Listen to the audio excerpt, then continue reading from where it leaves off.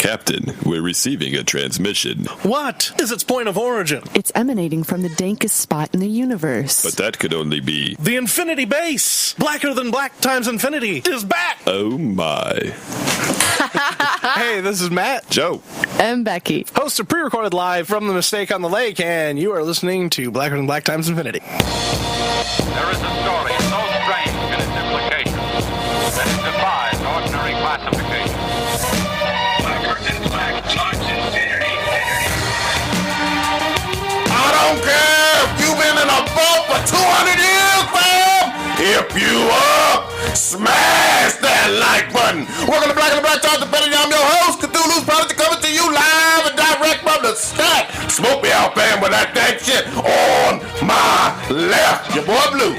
Hey, shout out to all my imaginary friends. I see you. What the fuck? All right. On my far right, engineering on the 1 to 2, choking on the 3 to 4, Kr0nus. I bring forth Ragnarok, taking butthurt souls to Valhalla with but one phrase, hashtag White Girls of the Future. Oh! Witness me! Oh! Fire. Man, you got, all right, damn. How do you follow up with that? All right, on my immediate right, oldest ninja in the world, returning once again, old ninja. We here at BTI disavow the eargasm you're about to experience. Oh! And joining us remotely all the way from the dirty, dirty South, for maybe the last time, it's Stitch. Do girls in the northern hemisphere throw their ass in a circle in a different direction than in the southern hemisphere? No. Clockwise, counterclockwise. Yeah. It's still in a circle, though, so you know. Yeah, I like that. So you got to ask an Aussie girl. So hey, do you go counterclockwise when you throw that ass in a circle? We all global. Let's find out. Yeah, we is global. Let us know. Yeah. Next week we getting that throw that ass in the circle clip. I'm gonna send it to y'all. We gonna have that. Don't worry. God. Thank you for joining us. We gonna start off with some motherfucking. What was the shit we were gonna start off with? Shout out. Shout outs. Yeah. Shout out. Shout outs to Alpha Acid.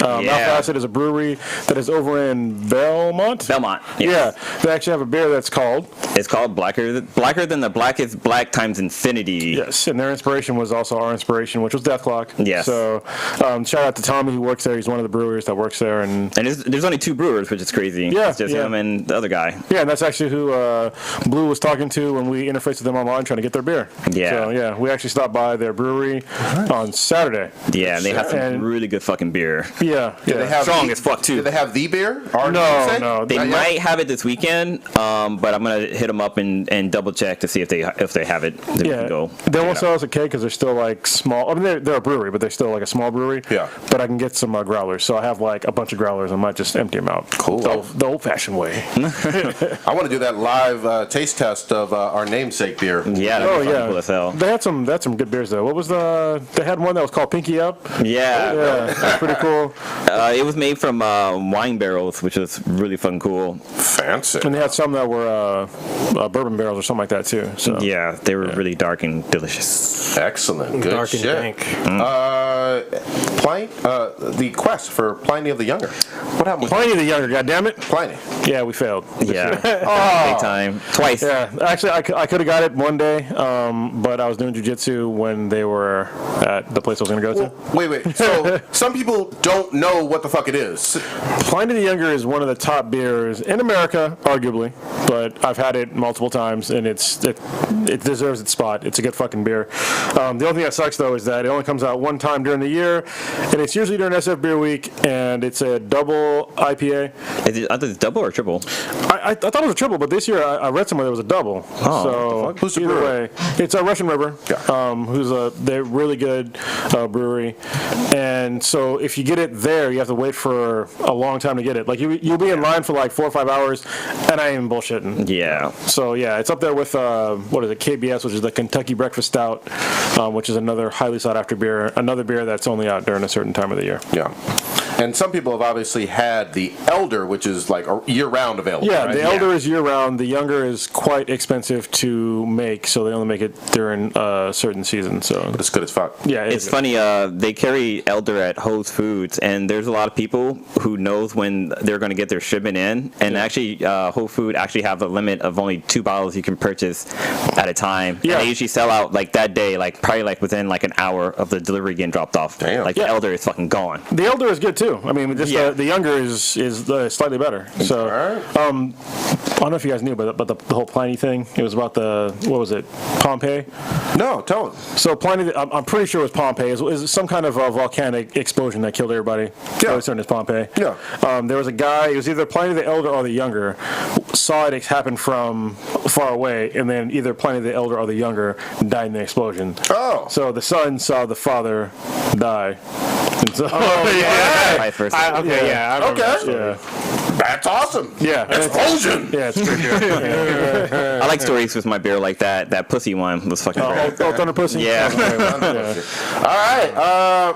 Earth Girls REZ, which is our sister podcast on the BTI or Ben Had. God damn. We didn't really go into our failure of the Younger. We just talked about it. Oh, okay. Yeah, So, go ahead. So, Kr0nus and I, so there's a place out in Livermore that was going to have the beer, and they were opening up at 9, so, actually, no, 10.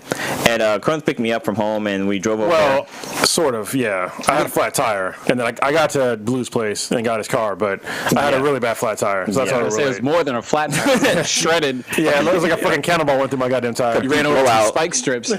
Yeah, so Kr0nus picked me up. We went to this spot, and apparently people got there at 7 o'clock in the morning, and that's when the line had started forming, and we were like really far in line. No, but actually, the line wasn't actually that long. Well, no, when we got there, people were inside, because I have friends that got there at 7. They were already inside, and they weren't. And this was a restaurant, and people who were having the beer were staying to eat, so the line outside wasn't fucking moving at all.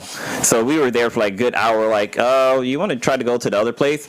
So we're like, okay, whatever, we're gonna head out. So we go down to San Jose to Harry's Hofbrau. Yeah, and then once we got there, so Harry's, they open at 11, but they don't start a pour until 12. Well, we got there like at 10, and the line was already fucking huge. Damn. And they were only giving it to the first 140 people, and the reason behind that was because they only had one fucking keg. What? Just one goddamn keg. And I think it was like a 5-gallon keg too, because I did the breakdown of like how many ounces, because it was a 4-ounce pour of this beer, and it was $6 the 4-ounce pour, and 140 people. I think they had I'm fairly certain they had a 5-gallon keg. So that's like 560, I think, ounces. So yeah. Damn. That's a small. Well, normally they measure it by like a barrel or a half barrel. Well, it's a keg or a barrel is like wine, right? A keg is like a 5-gallon keg or a 10-gallon keg. I'm pretty sure it's 10-gallon. All right. But when I brew at home, it's 5-gallon kegs, and when I get beers from other places, they're also 5-gallon kegs. So Yeah. Okay. But we did get some good beers there, and we had like lunch, so we still had a good time. Damn. That sucks though. Missed out. Yeah. All right. Beer adventures. Sometimes you roll them dice, and sometimes them dice roll you. Yeah. All right. We are going to go on. Earth Girls REZ had 2 episodes of their podcast. They're on our sister network of, well, really on Ben Had Network, right? Yeah. Ben Had Productions. it's recorded in the Infinity Base. Yeah. So I think I just heard K-Mac like exclaim. Okay. 2 episodes, and I thought they were both really, really solid. They're actually improving really good. and getting better. You can hear them on our SoundCloud, right? Yeah. We will repost them. Yeah. So and they're both up on ours. So yeah, give it a listen if you want to hear about, especially if you're a female. Check out the podcast. It's really interesting podcast. And if you're a guy too, check it out. You might get some fucking tips that might get you laid. Yeah. So they do those.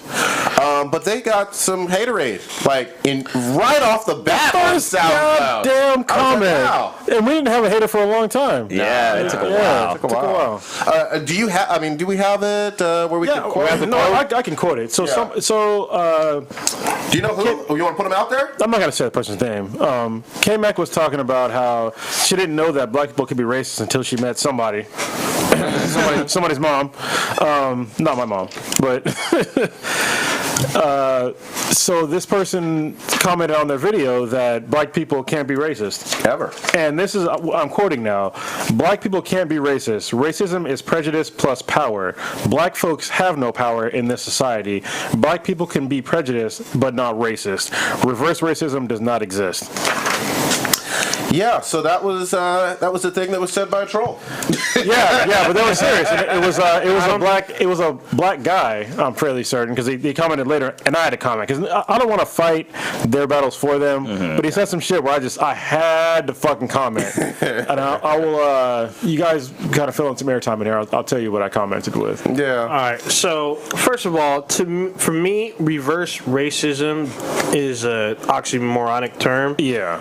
There's no such thing as reverse racism. The opposite of reverse racism is actually like a decent fucking person. Exactly. Like acceptance and tolerance. So that term should have gone away in the 90s. And he commented back. This is great. Oh shit. Let's get into. Go ahead. So, I mean, I think prejudice and injustice seems to never go out of style, as I've heard before. So, I mean, people just saying things that, like, this guy makes it seem like if you're African American or black, you're impervious to, like, not tolerating other races, which is completely not true, obviously, because we know people who are like us and that are completely against other specific races.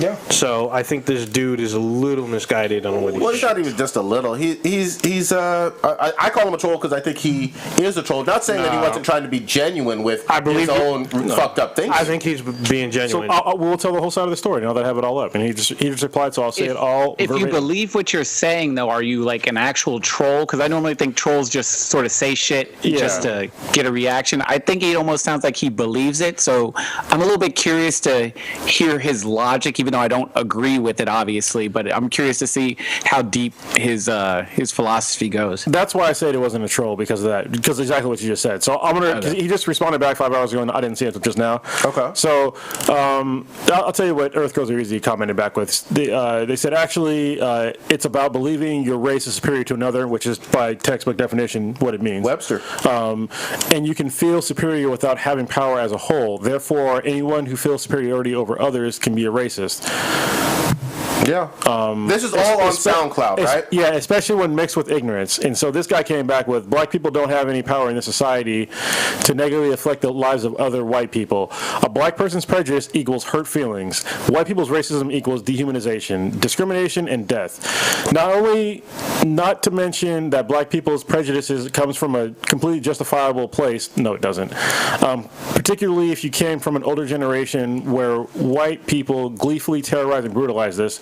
If you turn on the news, they're still gleefully terrorizing and brutalizing us. So that's how I know it's a black guy, or at least a black person. Yeah. So forgive me if I don't care about the hurt feelings of white people when unarmed black men, women, and children are continuously being gunned down in the streets, while white people sit and demonize all of them as thugs who deserve to die. Sounds like he's reaching. Yeah, so first of all, I want everybody to actually take the time to listen to the podcast, because this was a very small part of their initial podcast, first and foremost. Secondly, it was a personal story that K-Mac and Mishka were talking about. Yeah. That most of the entire conversation didn't have to do with anything having to do with racial stuff, other than them being friends and joking and laughing and having a good time. But their story was totally true. No, I'm not saying the story wasn't true. I'm just saying he's going way outside of what the podcast was. Yeah. That's where my troll flag goes up, because I'm like, where are you getting this from? You definitely have an agenda. There's no doubt about it, and it wasn't based on just what the words that were said in that cast. Well, and I think that he's somebody that feels powerless, but you're not. And if you feel that way, it's because you're that way. It might not be by choice, but that's just the way it is. It could be a weak bitch. I had to come. That's when I had to comment back, because they didn't. I talked to K-Mac about it, and she didn't comment back for a while. And I was like, look, I don't want to be Captain Sabo, but I had to comment back. So I told this guy, I was like, hey, the definition of racism has nothing to do with power.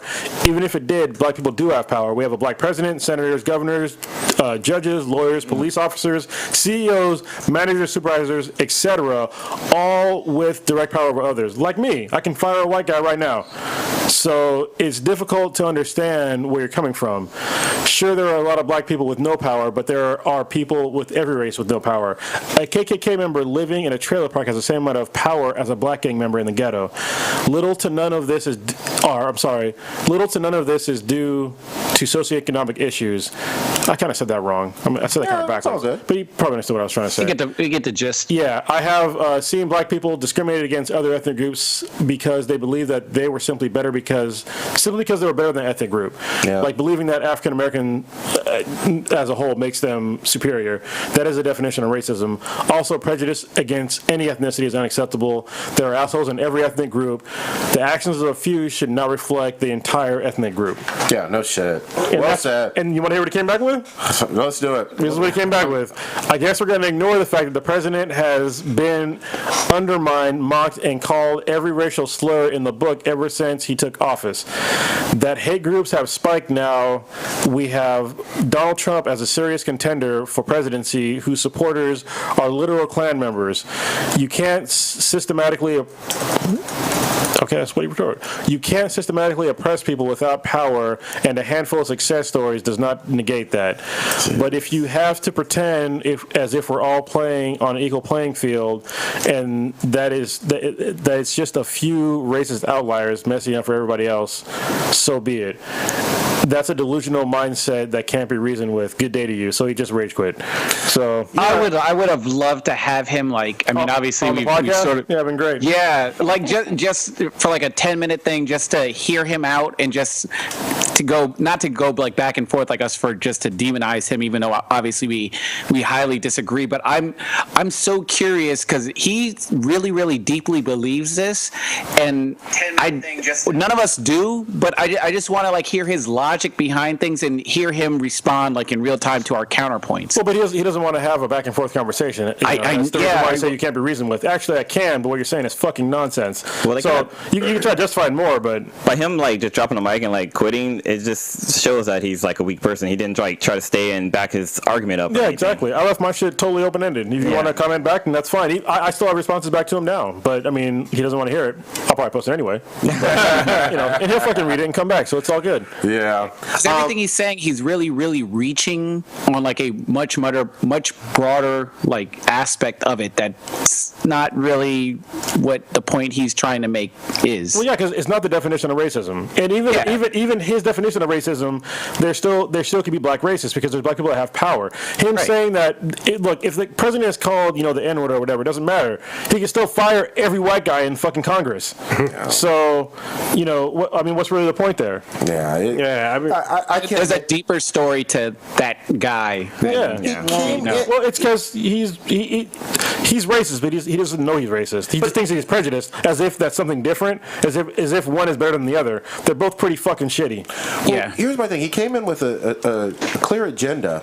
You have the icon for Earth Gurls REZ with a black girl and a white girl on it. Mm-hmm. It's very obvious that they're friends and they're on the same goddamn cast. And they even talk about like racial differences on the podcast. Yeah, in a funny, comedic, and lighthearted kind of way. So he went way out of bounds with his agenda, and he I still say that when you have an agenda and you go way beyond what anything close to the main topic, which was the cast, that is a part of trolling as well. Well, that's part of a trolling. These are things that he deeply believes and things that he believes he can back up. But his premise to begin with is deeply flawed. Like his argument to begin with is on misinformation. Yeah. And here's the other thing too. I know the girls are going to address it tomorrow too, right? They're casting tomorrow. Yes, they are tomorrow night, and it'll be released on Saturday sometime. So they'll address it. The guy's fucked up. I mean, I don't know what else to do. My problem with this is that I have met people that have the same ideology as this. It's out there. And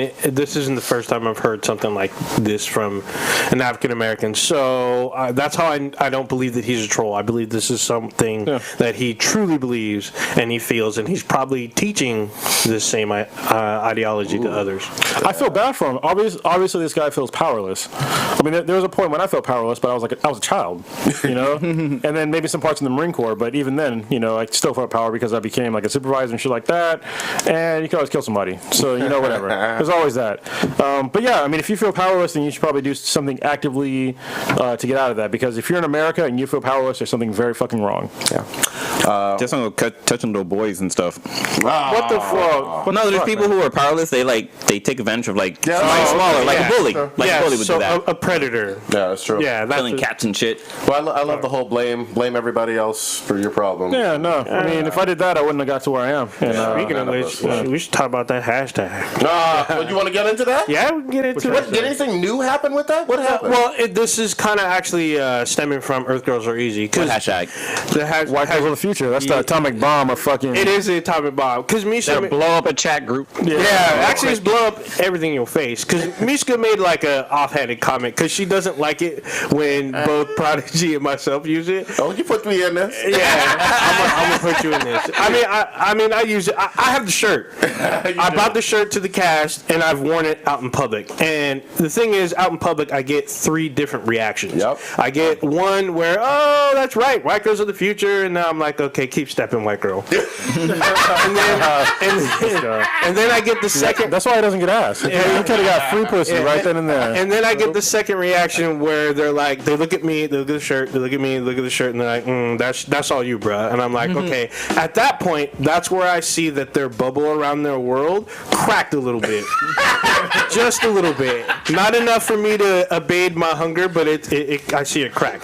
And then I get the third and final group. This is the best one. Yeah, this is the ones where I get, so white girls of the future? The future of what? You must hate your mama, you must hate your sister, you must hate Black Lives Matter, you must hate yourself, yada, yada, yada, yada. Look here. This shit... The dashiki comes out and shit. Yeah. So on the... Got a bean pie. On my shirt, it's just a hashtag. For one, there's no antecedent and no predicate. There is no greater than or less than, and there's no equal sign either. It's just a statement. The thing about it that fucks me up is that as you're going off on your tirade, I can see in your eyes as your world cracks and folds in on itself, and it bathes, and my hunger is like, I'm not famished anymore. I'm like gleefully eating it up, and I can see you just go off on this tirade because probably sometime in your life, either Cave Becky or a Snow Bunny or some kind of white girl either fucked your man, either he had a baby with this chick or some shit, or you were chasing the Snow Bunny and she was like, I don't like black guys, or she's like, you're just my black friend. Whatever fucking happened, it's not my fault. And the hashtag is just like, it is a statement, but it's not saying that one is greater than the other, because we have, as a crew, have also put out that Black Girls Are Magic with the hashtag. We put out Latinas Are the Present. No one says shit. Nope. No one fucking says. Very good point. No one fucking says shit, and we have documented proof that we have used that before.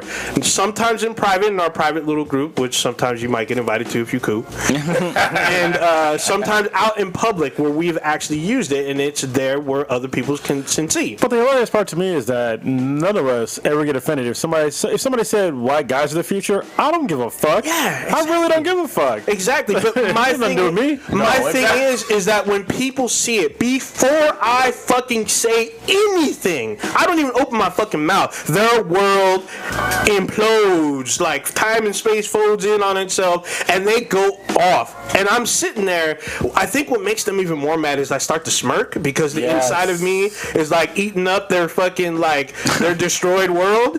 And I'm like, holy shit, this person is really fucking offended by some shit that I haven't said anything. 2, this no fucking comparison. Look, if you have an issue with the hashtag, I think you need to look deeper within yourself. Ooh. And find out why this offends you so. Look in that soul. Yeah, exactly. Because that beautiful soul.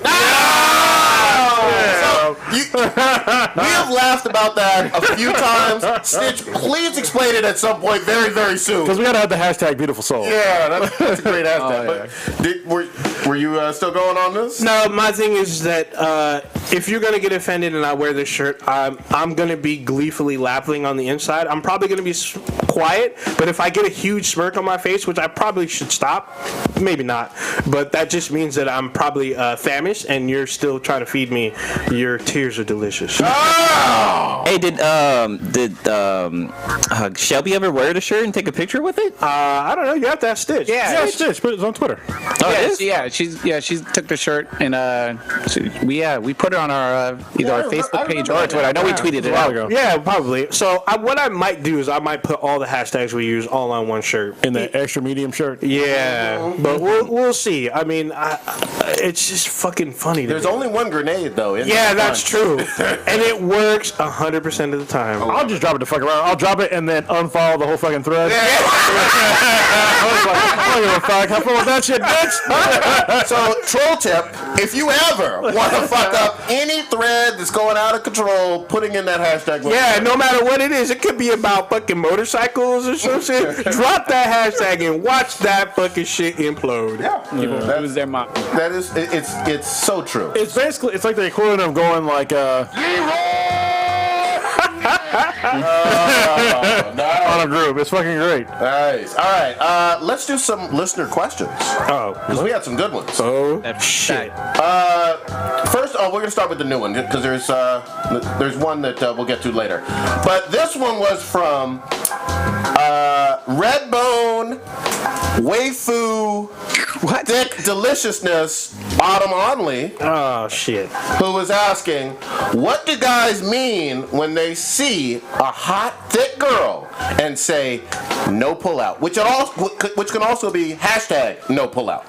They're gonna bust deep inside. Yeah. Basically, they're okay with having kids with you. Yeah. So That means they want to make you their future. yeah. For at least 18 months. Or 18 years. Yeah, 18 years, yeah. Yeah, basically what it means is that you're so hot that they want to bust. You have good genetics, and they want to have a baby with you. Yeah. Yeah. Yep. I mean, in some cases, it's like you so freaky and this is really intense that I'm not gonna stop. And if I bust inside and we have a kid, so be it. Yep. I don't give a fuck. That's child play, though. Roll them dice. Once you get older, you gotta, when you bust deep inside, that better be the one. Yeah, but, I mean, some dude. I mean, some of you young fellas out there, because we do have some of the young black men listening. Some of y'all just be like, Why they gotta be black? but we do have our white fellowship. For my too. peoples. What up, prereq? But yeah, some dudes they just like can't control. They're like, man, this is so good. I don't want to stop. I'm just gonna go bust deep inside. Yep. That's exactly textbook definition in my book. And plus with a thick girl, she a lot of times they look like they can take it too. Like Yes. get them skinny girl, they be like, she's gonna be complaining and saying it hurts. Yeah. So If actually, she's on top of you, they ain't no fucking getting out quick. Yeah. Gotta be careful though. They fucking move the wrong way, break your shit. And it's like, damn. No reverse cowgirl for that girl. yeah, it's actually funny because Blue and I, before and after the cast started, we started talking about what kind of females can basically take it. And he had his preference, and I had mine. So we were talking about, we wanted to get the cast's input on it. And I think we did it like many casts ago, now that we're old as fuck.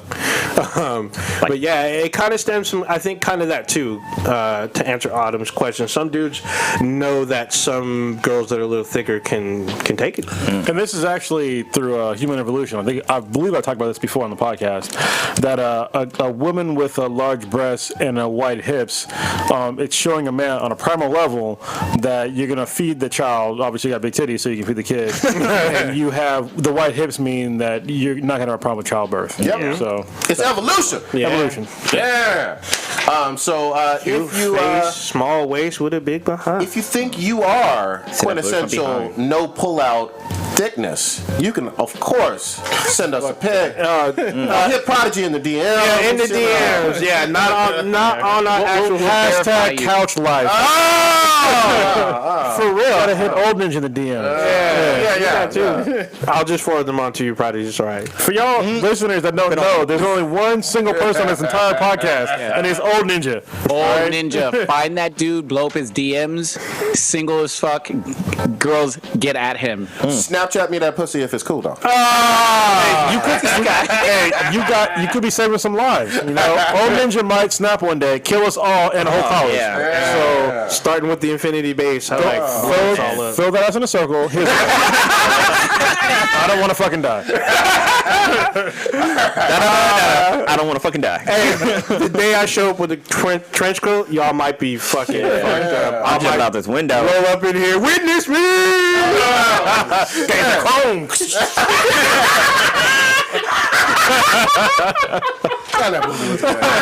We gotta get those fucking movie, man.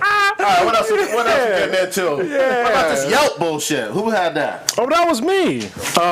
So there was a Yelp. About that. It was fucking bullshit. Well, let me tell the story first, all right? So there was a Yelp worker that was fired after she posted an open letter to the CEO. When I say open letter, that means that it was open to everybody. She posted on the internet, but it was to her CEO of Yelp regarding her pay and her daily struggle for food and to make rent. What did she do? Like, did she tell her job?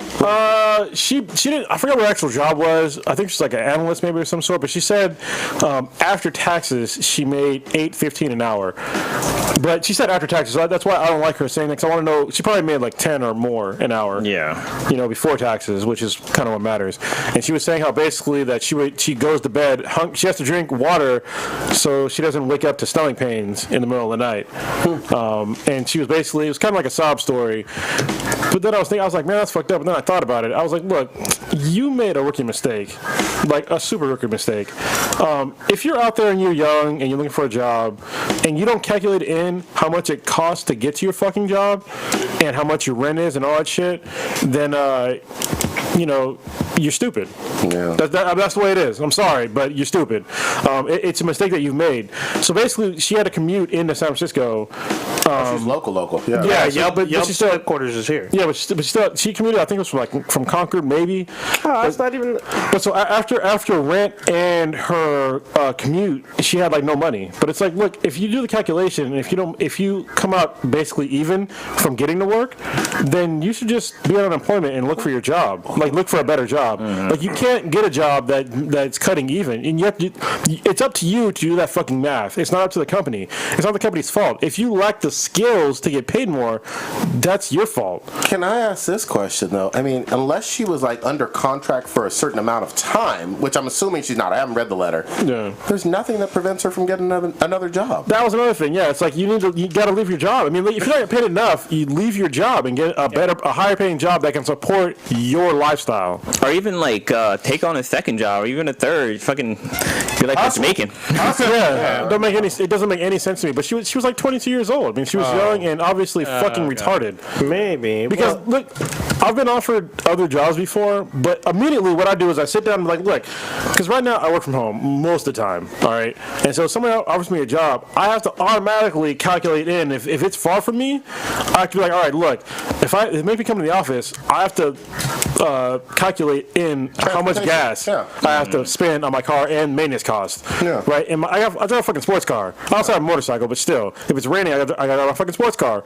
And if I have to drive, it takes fucking forever. Yeah. And that's my time equals money plus the gas plus the maintenance. So that you got to pay me a significant amount of money to come in the office. Well, my question is, her commute, was she driving or she could have taken public transportation? Yeah, she was doing public transportation. Yeah, because if you're driving into the city, there's no fucking parking. You're gonna have to take public. But not only that, like he said, gas and maintenance. Public transportation is supposed to reduce their cost. Yeah, but it's still cost that you have to calculate out yourself. You need to go online and look and see how much it's going to cost you to get into the office. This is a dumb millennial chick, right? Well, we're obviously a millennial. We talked about this before, where we've only sort of touched on it about how I guess in like high school they don't really give you certain like skills like balancing a checkbook and things of that nature to help prepare you for like some of the real world shit. And like some people just live in that bubble where they they don't realize, they just see it like, oh shit, I'm getting offered $50,000 a year. That's fucking awesome. I only work fucking a fry job at McDonald's and shit, and then they go move in this area, they pay rent, and then they don't realize how much it is that they're actually spending on stuff. They don't factor in all this other stuff. They just look at how much they're receiving rather than like the cost of living in a certain area and other expenditures.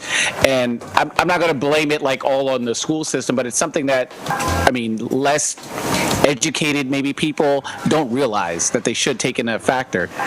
Yeah, seems pretty clear. That's definitely something that schools should teach. Like, there's a YouTube video online. I can't remember what it's called, but the guy just talked about like I think the subject or the title of the video is like "Drop Out of School" or something like that.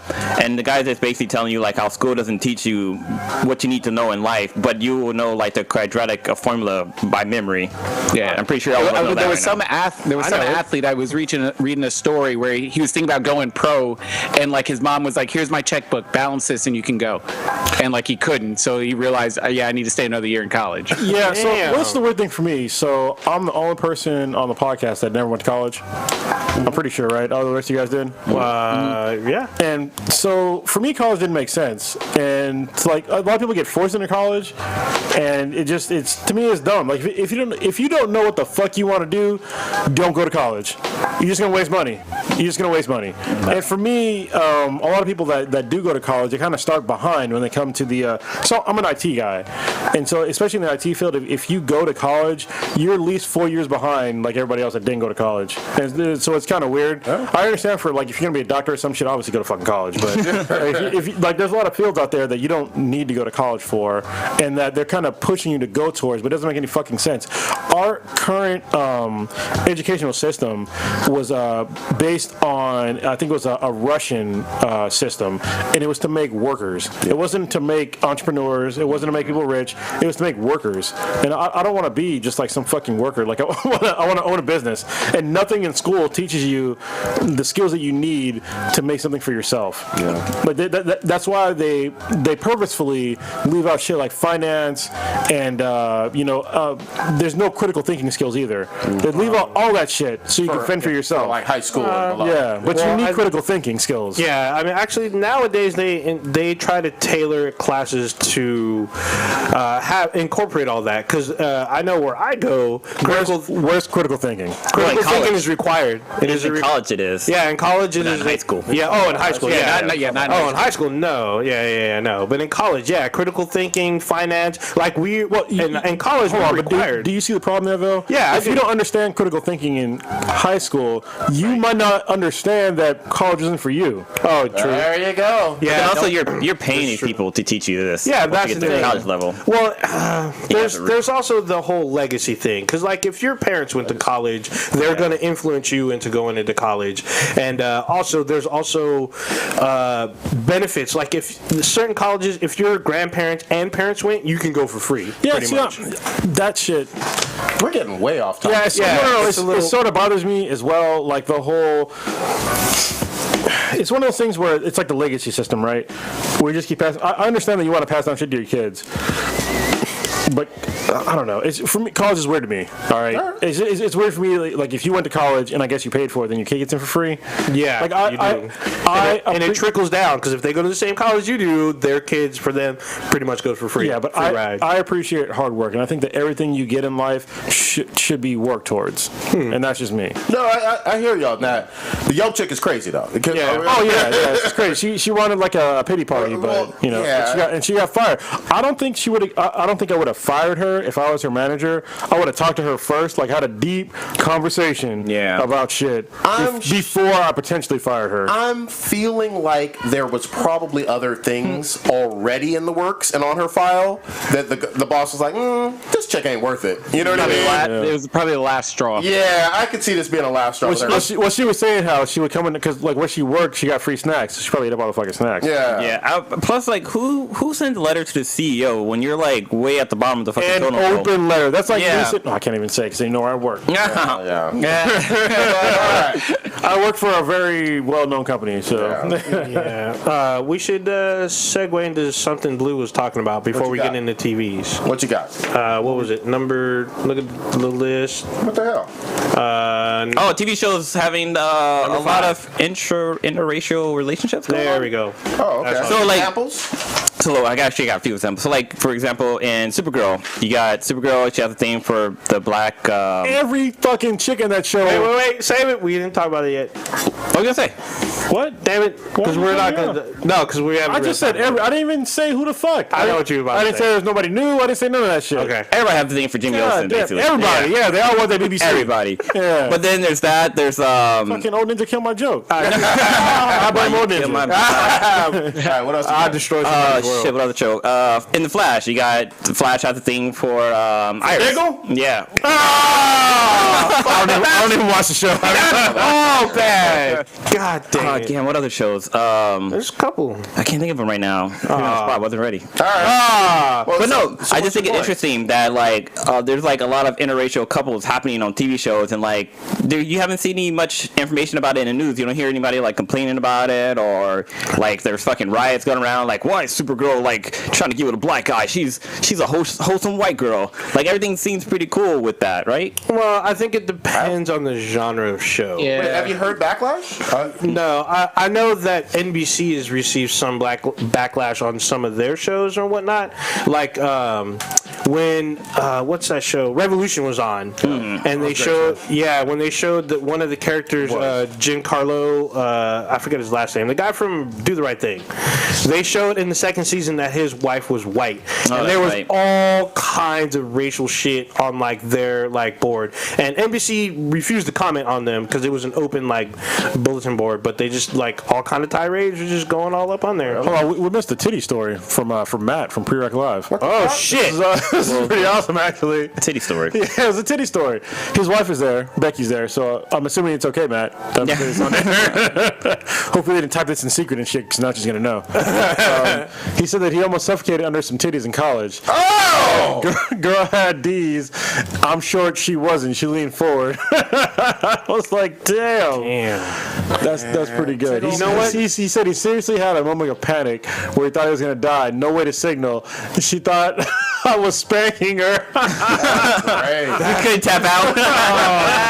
Tap it out. She thought, and then she probably squeezed him tight. And I was like, oh, you like that, daddy? You know what? Suffocating under titties ain't that That's bad. not a bad way to go. go. See, Matt, you need to take some wrestling, or better yet, some jiu-jitsu. You'd have got her off her. It's all right. And then you would have got her off. And then you could have busted inside. But you know the saying, if you're drowning in pussy, to swim to the butt. What is it if you're drowning in titties? Oh, that's a good question. You're just fucking stuck. I think But some other interracial relationships. It's like in Jessica Jones, like there's some interracial there. But then there's a big thing that happened this weekend. Which was? With Walking Dead. Oh, yes!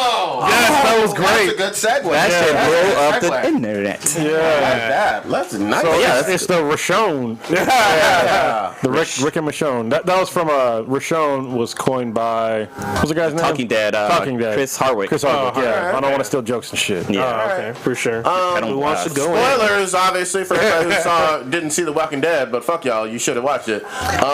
Rick, Michonne, Deep inside. deep inside.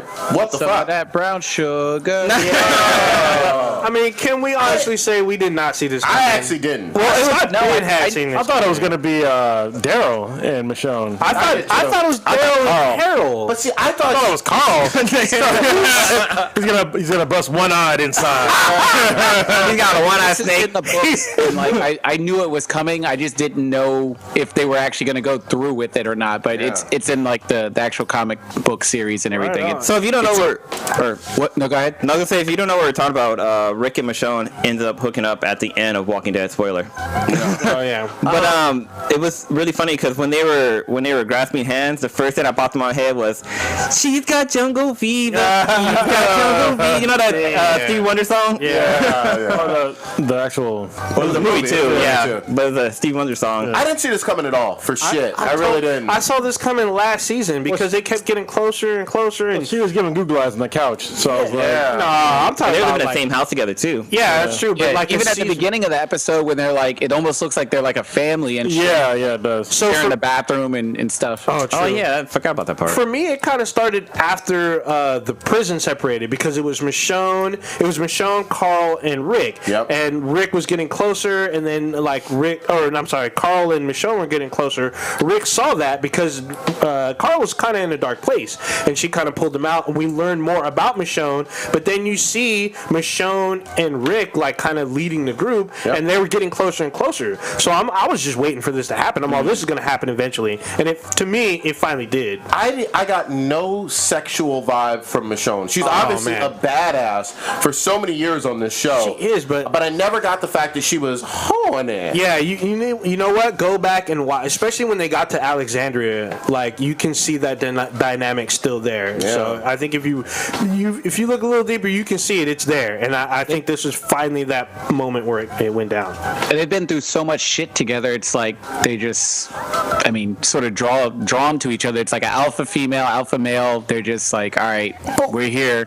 Let's do this. Wait a minute. I mean, don't you guys think that it was a little convenient and very quick, that turnaround? This was what, a week or two? No. Hold on. The blonde girl died and her family. That was like a week in or the two. beginning, Hold on, the beginning of the rebound, episode, bro. they mention it's like been 2 months later. I Oh, forget 2 exactly. months? Yeah, I yeah. thought it was a week. Even still, he thought he was gonna bust. Yeah. So he might have stopped killing zombies and killing people. Yeah. You know my theory, goddammit. Yeah. If it was months, I could see. If it was just a couple weeks, I don't know. Yeah, I mean, it's like Kr0nus said. If Rick didn't bust him nuts, he probably would have killed everybody at Alexandria. I don't know, man. Look, he never actually busted in her, so it's No, not, you know. He kissed the blonde. he did, girl, and he was slow He playing. kissed somebody, so obviously he wanted to get some. Yeah. But he didn't And fuck her. they didn't fuck nobody, and he hasn't fucked since. You know, it's been a while. Yeah, 'cause Yeah. you can see how much Judith has grown. Like, Yeah. so She's like 15 And now. that's not even his fucking baby. Yeah. That chick is speaking Spanish. She's got a fucking red bandana on and shit. You know what I mean? you know, she's got a Punisher T-shirt on. You know what's crazy is they were saying that the directors actually didn't want them to have that scene at the end where they're like laying naked in the bed, but Rick and Michonne, they actually wanted that. Like a lot of the crew members wanted that part to fucking happen until yeah. they threw it into the show. It's like, fuck everybody's feelings. If it's gonna happen, then you need to show that they, busted him nuts. Yeah. Now, should we talk about this Jesus guy? Oh, definitely. Jesus. What's up with that dude? Is this guy fucking magic or some shit? God damn. No Jesus shit, like is if you're on top of the goddamn fucking truck, and then it goes, I'm like, They should all have right. shot him about 3 separate times in that episode. Hold on, it's about 50-11 times. Yeah, he was actually annoying, not because of his character. For me, it was like, okay, Rick and Daryl have been out doing gangster ass shit for years. Yeah. They know better than to trust some straggler falling for the okie doke with the firecrackers. It was. Come on, y'all. No, what bothered me was they're like, oh, we're just gonna take the truck and come back with the car. I'm like, no, take both fucking cars. Yeah. Like, what the fuck's wrong with you? Yeah. Like, just for that instance, if he had taken the truck, one of them could have chased in the other car. I mean, yeah, Should have went home after they got all the supplies. Like, once Yeah. you get a load like that, go lock it up and secure it. and then come back out. Exactly.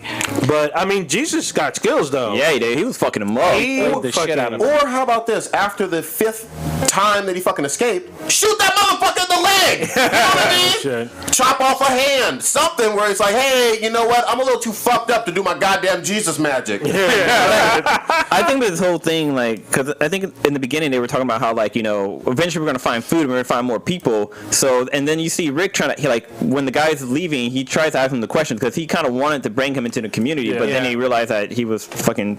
No, Jesus blatantly blows him off. He's like, nope, sorry, gotta go. Yeah. And then You gotta go steal your shit. So for me, that last moment is like, I just busted, and you come up in the fucking bedroom, I'm butt ass naked. Yeah, you getting shot. Oh. Well, it was that. fucking crazy because I was like, At the end of the episode, Jesus shut up and he's like, we need to talk. Like, no, nigga, get the fuck out. I just busted a nut. Now I'm gonna bust in your face. Yeah. It is good. Yeah. mine is Walk up on there. these bullets, bitch. but no, like when Jesus showed up in the room, I'm like, okay, okay, what the fuck? Like, is this guy How'd he fucking get out? macho? Like, Yeah. how'd he get out? I think Daryl was supposed to be watching him. Maybe it's the next day, so maybe he might have left him there. But this motherfucker's got some skills. Yeah, I bet you that dude was like a former magician. Yeah. Martial arts. Yeah. You know what I mean? I could see that. Should have handcuffed him at least. I mean, you're a former cop. I'm sure you got it. Yeah, but if you're an escape artist, like a magician, Yeah. you can get out of shit easy. Yeah, but still. I did like how Michonne was walking with that one lady's son, and like his whole purpose of going outside of the community because he was actually trying to find his mom, and that whole instance with Michonne and Carl where she's like why did you do that? Like, why were you toying with the zombie or whatever? Why didn't you just fucking kill it? And he's like, well, I think it's important that the family are the ones to off the zombie if that's like their family member or not. And I have to agree. Like, I think a family member should be able to get that closure. If possible. I mean, a lot of times they just there's been a horde. There's no time to think. true. You just kill every zombie you can. But it was an opportunity, and then Carl should know. I mean, he killed his own mom, which fucked him up for like the longest goddamn time. It did. And he was trying to get him sugar balls too. I might make some people upset, especially our prerequisite live people, but fuck people from the Midwest that say pop instead. How dare I can't you? stand that. Like, my eyes just raged out. I was like, holy shit, no, this fucking bitch didn't. And they're like, oh, okay, give me a pop. I'm like, I can't deal. I can't deal with this shit. That was so funny. peeve I forgot I had. What was funny is Daryl's all, what's a pop? And I'm like, oh shit, that's right. They do say pop out there instead of She soda. said, not Midwest. She said specifically Ohio. Yeah, she did say Ohio. Goddamn. Yeah, she said It's fucking soda. Yeah. soda pop. It's soda. Soda Yeah. pop. A dirty pop. Down here in the South, they say Look, this is not Mike Tyson's Punch Out. There's no soda popinski. It's just called fucking soda. All right. pop. Look. All right. Are we done with the subject? Because Matt had a question. Yeah, go Yeah. ahead. All right. So Matt asked, "Do you guys think it's sorry, it came back up. Do you guys think it's racist to change characters' race and point to it? I think it doesn't need to be talked about. For example, Jimmy Olsen being black and Supergirl didn't faze me for 1 second. I disagree, Matt. It fucked me up only because Jimmy Olsen. The person who James Olsen is, it's not even Jimmy Olsen now, it's James Olsen. Yeah. And he's almost the exact opposite of Jimmy Olsen. Like, not only is he fucking black, but he's like confident, he's a fucking, basically a stud. Everybody wants to fuck him. And it's like it's like, as far as a character goes, it's not the same fucking character. No.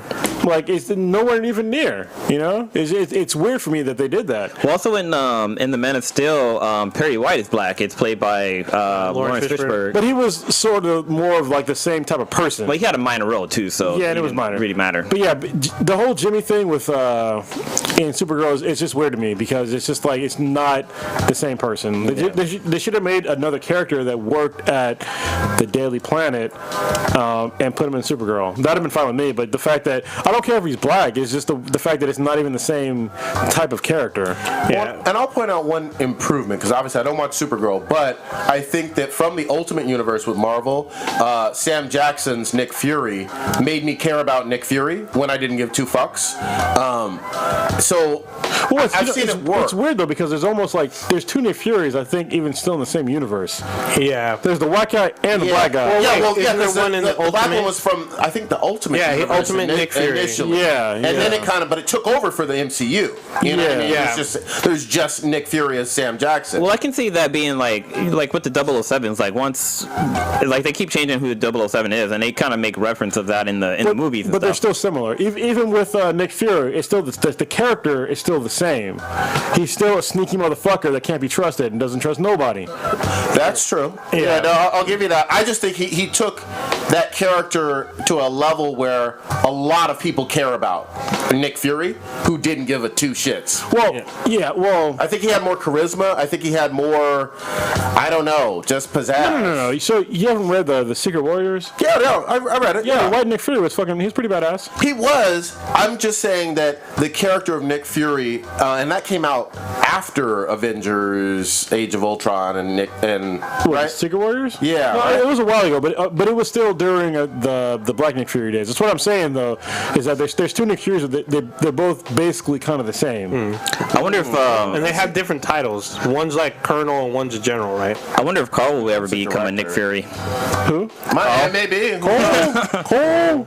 I think it's a case by case. Got that patch going. Yeah, well, so Matt again brings up about the casting of Michael B. Jordan as a Human Torch. I think that had an issue because they're supposed to be brother and sister. Yeah, and they were not adopted. Yeah, and they were not adopted because they were, they have a shared parental unit, same biology, and the thing is that that movie was just like, it was awful. Yeah, and the thing was is that they took the basis of the characters and completely changed it, versus like just casting one for the sake of, I guess, I don't know, affirmative action or whatever. Yeah, it's just look. It's okay, like if you change the race of a character, but if it's a different character, you know what I mean. But there's sometimes they just like they don't give. There's no, if you don't do any explanation and you make a totally different character, it's fucking weird. Yeah. Was it weird with Jessica Alba though on Fantastic Four? Because I heard no backlash on that at all. But they were awful movies too. Yeah, no, they were awful movies, but I never heard any backlash about her being. Yeah, but she was still kind of lighter and then dyed her hair blonde. And they had blue contacts. But So a lot of not. Yeah, she's like more Latina than white, so a lot of people were like, "Oh, I guess." So Nobody said shit. yeah, Well, no, it's just because they made her look white. Like you probably would have. Well, if you didn't know that she was Latin, you probably would have thought she was white. yeah, So. obviously. So I mean, it is I believe it's a case by case basis. Definitely, it really depends on the character. Yeah. If the character is fundamentally changed and then introducing a new race, then most people have an issue. But if the character is the same and you switch out the race, I normally don't have an issue. But there's sometimes when it's okay. Well, it's not even just race, but even with gender. Like when they changed Thor to female Thor, and I read the comic. At first, I was like, I don't know. Then I read the comic, and it made total fucking sense. I was like, all right. But that's comic world. That's a little bit easier to play around with. But like, No. But for Ghostbusters, for example. But have you read it though? Like the reason why? Yeah, no, I read it. I read it. And it's totally understandable why it's a different Thor. Yeah, it's because he wasn't he couldn't lift the hammer anymore, right? And she was able to. Yes, and then it's like who is Thor now, and then it was like super interesting on who Thor is. So it was I liked it. They did a good job. Yeah, I think that they did a very solid job. My only problem was like, man, the male Thor Odinson, he had a hard fucking time, man. Like they kept shitting on him. Yeah, he had a bad fucking day. Dude, they shit on him hard. All right, Let's get into the show. yeah, let's get into it. We've talked about Walking Dead. What else? Hold on, can we talk about? So normally we don't talk about our internal conversations, but I'll give you a glimpse into our madness. So we were talking about. Wait, don't do it. Me and Stitch were going back and forth about. I think it was Kanye West, right? Oh fuck. Yeah. The closing line. What branch of the tree on Kanye? Yeah, it was Kanye West and Taylor Swift in particular. And we were talking about how Vine's coming out. who's more I got something a little different here. yeah who's more influential about Kanye West and Taylor Swift. That was unresolved because I was like, either way, it's whatever. Influential is a measurable that's can't really be measured. Yeah, it's very hard to measure. Yeah. But things that came out of that whole thing that was funny is that I was talking about how wouldn't it have been great if when Taylor Swift was accepting that award, when Kanye West came up and was like, I'm going to let you finish, but if Kanye West, or if Taylor Swift, so Taylor Swift is tall for a woman. Yeah. And she's 5'10", and when she's wearing heels, she's like super tall, right? If Kanye West said, I'm going to let you finish, and as he's saying, but if she just threw a left high kick in the middle of that fucking sentence, and it just landed directly on his fucking jaw and just cut him off, and he was just done. Like in the middle Brain of that, won't do what the body. The mind. I'm sorry. Wow. The body won't do what the mind isn't trained for. Yeah. So I mean, and we're still. I'm not going to unveil the hashtag yet because I don't have the. I don't have the backup arsenal of all my military to go with the assault. I'm gonna it's all there. It's all hypotheticals, but I'm just saying that Taylor Swift is nice and rangy. You know what I mean? She got long legs. She could knock that dude the fuck out. So it'd have been great. And then on the other side, I was talking about how what would happen if Taylor Swift dated a black dude? Oh, shit. Would she stop? Would she stop complaining about shit? Go! You know what I mean? Would she be like, oh, she'd be singing happy songs for a long time until they broke up? Say that one more time in case people didn't hear that. Juan is listening. When Taylor Swift stops complaining about shit. Yeah. Damn. It'd have been great. And then, so if inevitably if they broke up and it was her fault, because it'd be her fault. She would change music genres. Yeah, she would be like straight hip hop. She would stop complaining about dudes, and she'd be like talking about how bad she was for breaking up with that guy, or for getting broke up with, and how she wants him back and all that shit. She wants the BBC back. BBC. I bet she would. What kind of black dude would she have to date? Like, can we just ponder for a second? Like Kendrick. What was that dude from Living Single? The guy with the twist in his hair. Oh, no, she couldn't bring him to dinner and shit. No, that's the voice of Kr0nus. He is. Yeah. She could. She'd be like, fuck my dad. it would be the dude from Smart Guy from Sister Sister. It's about Houston. What's his name? No, that's he was talking about their little brother, the nerdy guy from little brother from Sister Sister, Smart Guy. Yeah. I think Rick Fox is getting them draws. I'm just saying. You know what? I'm gonna say Kanye West. Rick Fox is old as fuck. But he dated Eliza Dushku. Yeah. She fine as fuck. Yeah. She was like the ugly duckling for a while. She remember her in True Lies? Yeah, but she was a kid then. Yeah, she was a kid, but I mean, still, she was like, Yeah, but she looked good as an adult. I'm gonna say a word from K-Mac. She was kind of homely. Oh, damn. Yeah, dang. Talking about kid. I can see Kanye West trying to get in them draws. If he wasn't with Kim K, I can see that. She wouldn't be able to. Why would she's got no body? I'm not attracted to her at all. I don't know how you go from Kim's body. At my broom right now. No, I'm just saying, dude. It's Kanye. I can see him doing that as wait. I know we've been way down on Kanye, but Amber Rose has a banging body compared to exactly like Amber and Kim alone. You don't go from that being into that to being into. Yeah, look, I can see him doing it for like a month. If I was single, I've always wanted to fuck a chick taller than me. Yeah, but like with that body though, that's well, she appears. Yeah. Well, yeah, she's taller than me because I'm not that tall. She's taller than almost everybody. I'm an average height for a guy. Kr0nus, come on. You were mad at the Victoria's Secret show because they're too skinny and shit like that, and you gonna want Taylor Swift to throw it in? They ain't got money though. Yeah. She's trying to throw it in there for a little bit. So Cake Man says Farnsworth Bentley. Oh, that's not a bad one. That's not a bad one. She could not throw that ass in a circle. I feel like she would try to throw ass in a circle. The chicks from Victoria's Secret would not, because they just want a sandwich, but they be eating water and fucking crackers. It's funny on that show Lucifer. In that show Lucifer, there's a scene where he goes to a modeling thing, and he's trying to hook up with this one model chick, and he's like, "Hey, why don't you tell me what's your deepest, darkest secret or not?" And she's all, "I can really go for a sandwich." It was so fucking funny. Damn, loving that show. That show was fucking great. That's crazy. All right, X-Files. Oh shit, who's seen it? I have not. But Yes, I have seen it. I've seen it. The season finale was kind of crazy. Yeah, it was. They went down a crazy hole for like conspiracy theorists, and I was just like, they went far-reaching, but it's the X-Files. Yeah. So I'll let it go at the end. You know what? I was pissed off at the end. I'm like, no fucking way, because we don't have nothing left. We don't know if there's another one coming. Hold on, you missed the clues. They said season finale. Yeah, no, I saw that. Finale. So what has publicly been said by Chris Carter himself is that we're going to get more X-Files. We just don't know when, which could be another 10-year hiatus. But he could die by then. So who knows what the fuck? We may not see nothing for years. All I know, the next day when I went to work, fools were coughing and sneezing. I was like, God, I got that alien DNA in me. Yeah, but they went down like a super. So basically, the thing was that everybody that was getting vaccinated had basically they were infected with some shit. And I was just like, why are you gonna do that? Why are you gonna do that? Now these motherfuckers, these black helicopter motherfuckers, they even went to goddamn contrails, as if contrails are not easily explainable.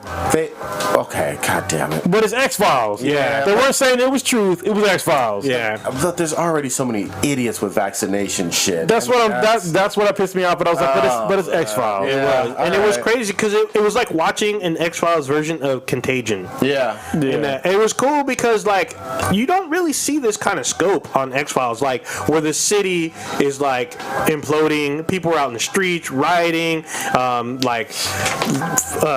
turnpikes full of cars, people out in the street. Like you usually don't see that on the X-Files. It's usually more contained, small groups, that kind of stuff. No, you see like hundreds of people running around, and I thought it was great, except for the end. Yeah, because they were saying like, what was it? It was the smallpox vaccine in particular that was killing everybody, and then the anthrax vaccine for the military that kicked off first.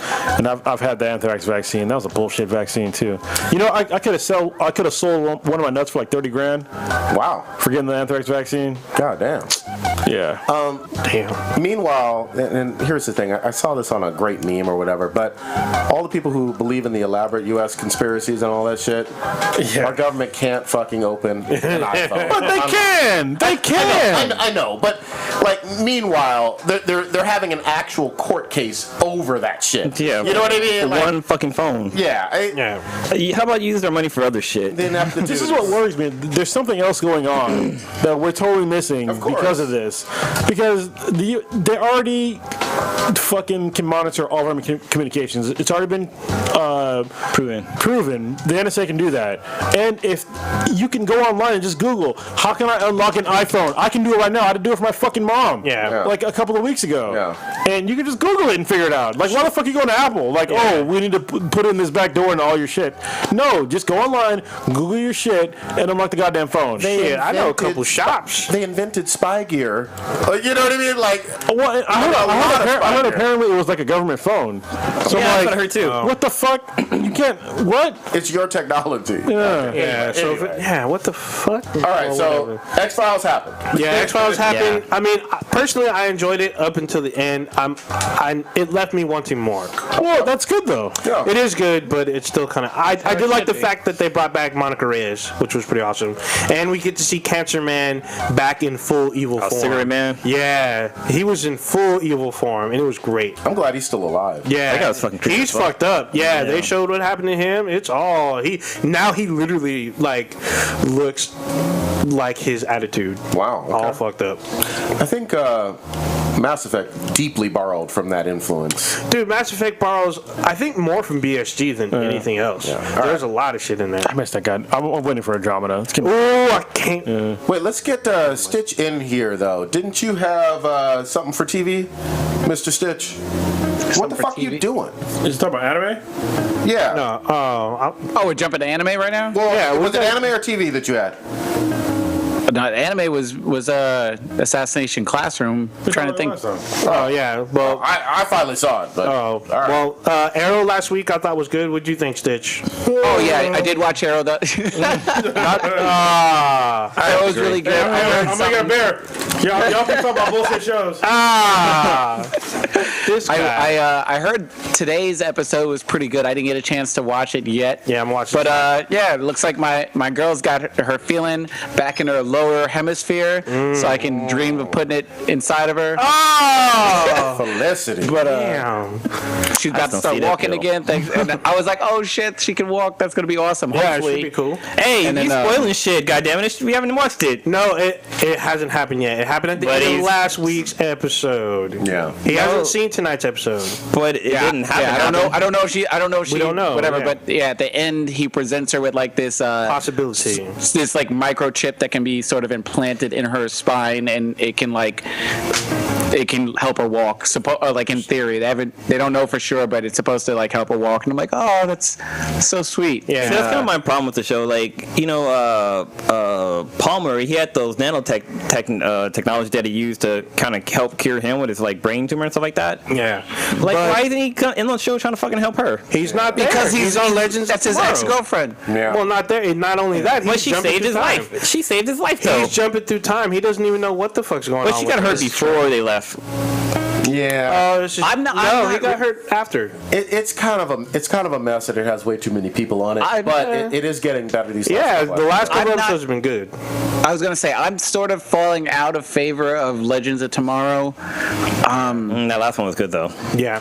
I haven't got to the last one yet. I'm one behind, but I was just like, it's sort of like on my my like cutoff list if I'm Really? gonna keep going with this. But it's not that many episodes, right? It's a short season. No, it's not even done. But I mean, there's been some shit. Like last week had a major fucking reveal at the end of it. Okay. So that good. Which is definitely- tonight. I mean, well, one, it kicks off for tonight because we get to see what we saw on The Flash. We saw Connor Hawk, now who's going to be on the episode of Legends of tomorrow night. Yeah. And we get to see an older Oliver Queen in full-on like comic style Green Arrow, and we see Deathstroke in nth metal armor. Oh, whoa. Yeah. Say that one again. See, 'Cause I'm about to nut. did you not see last week's episode? that was the Flash. They were talking about that. No, but on the Arrow, they're talking. No, on Arrow, we get to see Deathstroke, a futuristic Deathstroke, in his nth metal fucking armor. You know what?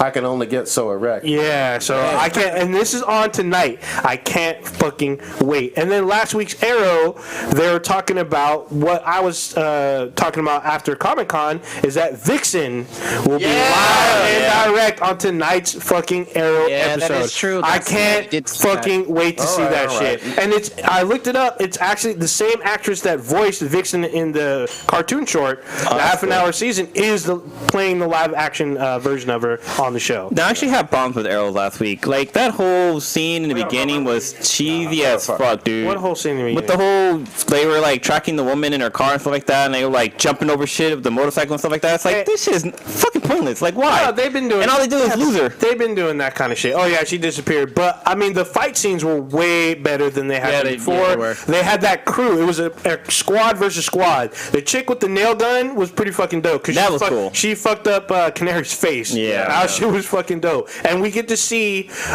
Stephen Amell do what he does best, his parkour shit, because he was hired because he can do parkour Or and act. make promises. That's Yeah, that too. But I mean, and we get to see Speedy do a little bit more activity shit instead of fucking cry and shit. I had the action that I wanted from last week's Arrow, and it was a good episode. And this week's episode, I'm hoping will be better.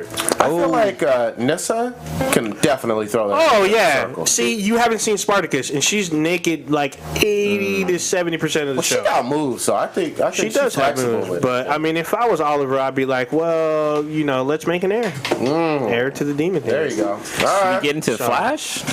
Yeah, I didn't see this week's. God damn it! Y'all go ahead on that one. As I say, Kr0nus, you might as well go to the store and pick up some beer. Buy some cigarettes. You never see me again. So good luck starting an episode next week.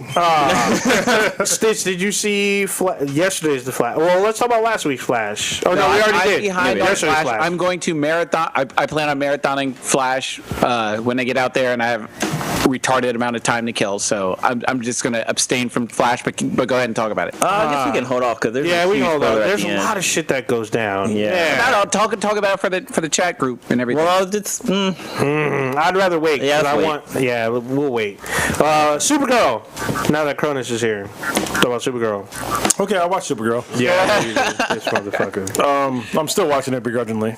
I mean, Yeah. it's getting a little better. It is but getting a little better. Yeah. But talk about the episode. a little BS. It was cool. I mean, they had like somebody who I thought was Steel. He looked like Steel. Yeah, I thought so too. Yeah, but it wasn't Steel. Oh, that guy. Okay, yeah. Yeah. It's either Still or it's dude from Arrow. Oh, Black Nito? Yeah. No, it wasn't Black Nito. He's actually in the comics. He's known as the Jailer or the Adjudicator or some shit Yeah. like that. Yeah. Okay, I mean, it was cool. Yeah, I thought that was cool. I actually enjoyed it because it was an actual fight scene that I was like, okay, this is worthy of Supergirl. Yeah, Not he was some like bullshit. kicking her ass too. Yeah, but she fought yeah. back. She actually had some moves on her. I was Yeah. like, oh shit, this is actually pretty dope. That was pretty cool when he had her chained up and stuff. Yeah, you get excited? I thought tentacles were gonna come out. Oh, God. oh, shit. I going think, down. I think the biggest thing on last week's episode was the introduction of a new character. Oh yeah, the new assistant. Yeah, the thing about the new assistant, one, she's pretty bad. Like, I go deep inside. And then two, you wouldn't. Yeah, I would go deep inside. I might pull out. That's But combo. the thing about her is she's actually a fairly famous villain.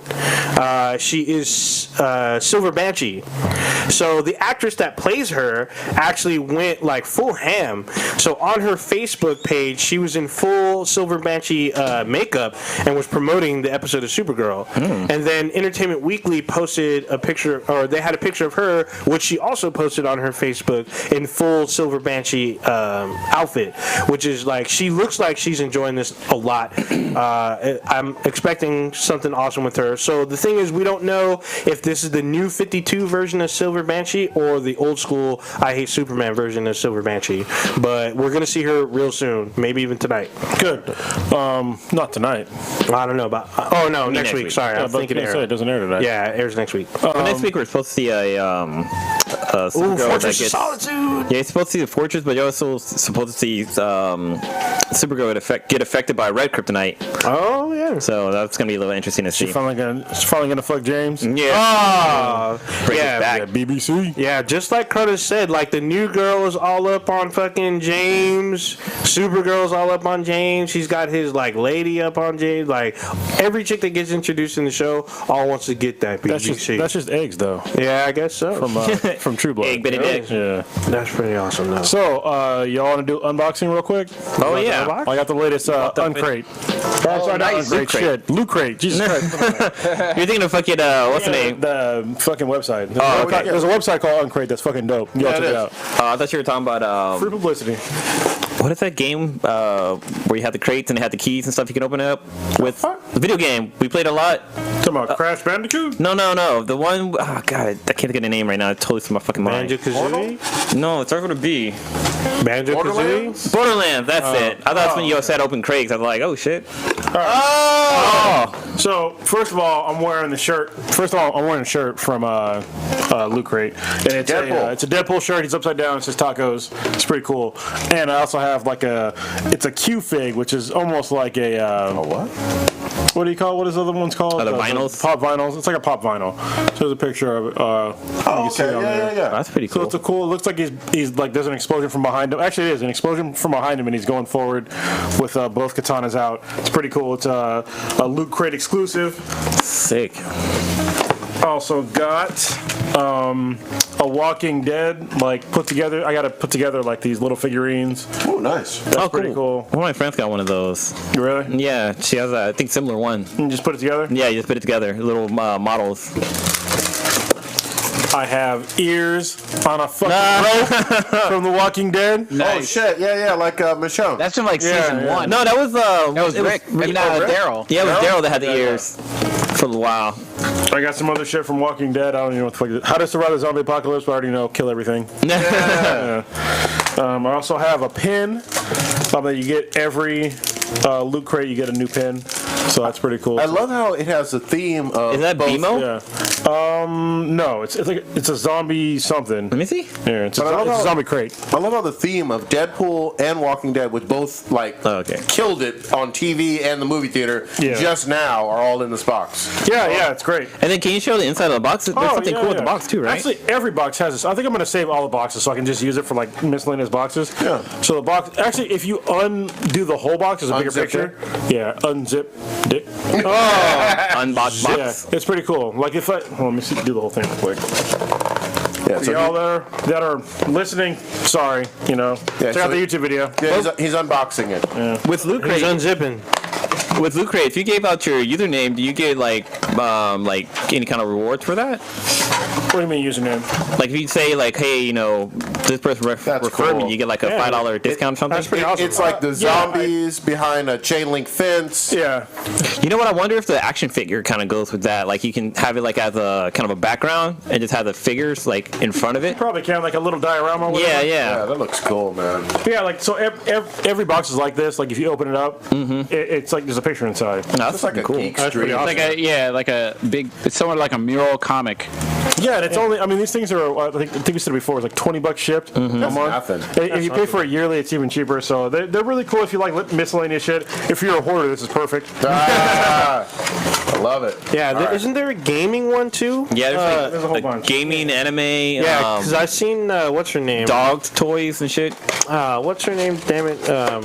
From IGN. I don't know. Becky? No, Cave Becky. I can't think of her name. But the one who does the Daily Fix. Oh yeah, what's her face? The blonde. Yeah, but she does unboxing of like gaming like crates. That's cool. Yeah, it's actually pretty cool because they give out like limited edition shirts and shit. Yeah, like the one I have on. Yeah, and it's pretty fucking awesome. But it's usually involving gaming. Yeah. So Good shit.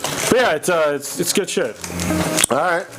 Even though you just said that, I just realized that. So what's your thoughts on that octopus? Yeah, I was Octodad. just about to jump into that. Holy fuck. This Hold it! I found one. I'm part of the clique. Stitch done found motherfucking gold. The student became the teacher. So, a few casts ago, Stitch mentioned Assassination Classroom. He did a fucked up version trying to explain it, but it will give you a headache trying to explain it. I'm going to really quickly try to. It is on Hulu. Basically, there is a teacher that's a giant octopus, and this motherfucker blew up 70% of the fucking moon. First episode. Then he says, I'm going to teach this junior high school class in Japan, and if they can kill me, I won't blow up the fucking Earth. That's the entire premise of the show. It's dank as shit. And the thing about it, you're like, oh, well, why don't they just try to kill him? They do try to kill him. They can move at Mach 20? Yeah, Mach 20. Mach 20, and it's just all dank. It's funny as fuck. There's 2 seasons, I guess. I'm only on episode 3. My head was about to explode. I feel like watching more, but I need to be higher. That's why I'm wearing this dank shirt, because that shit made me feel high.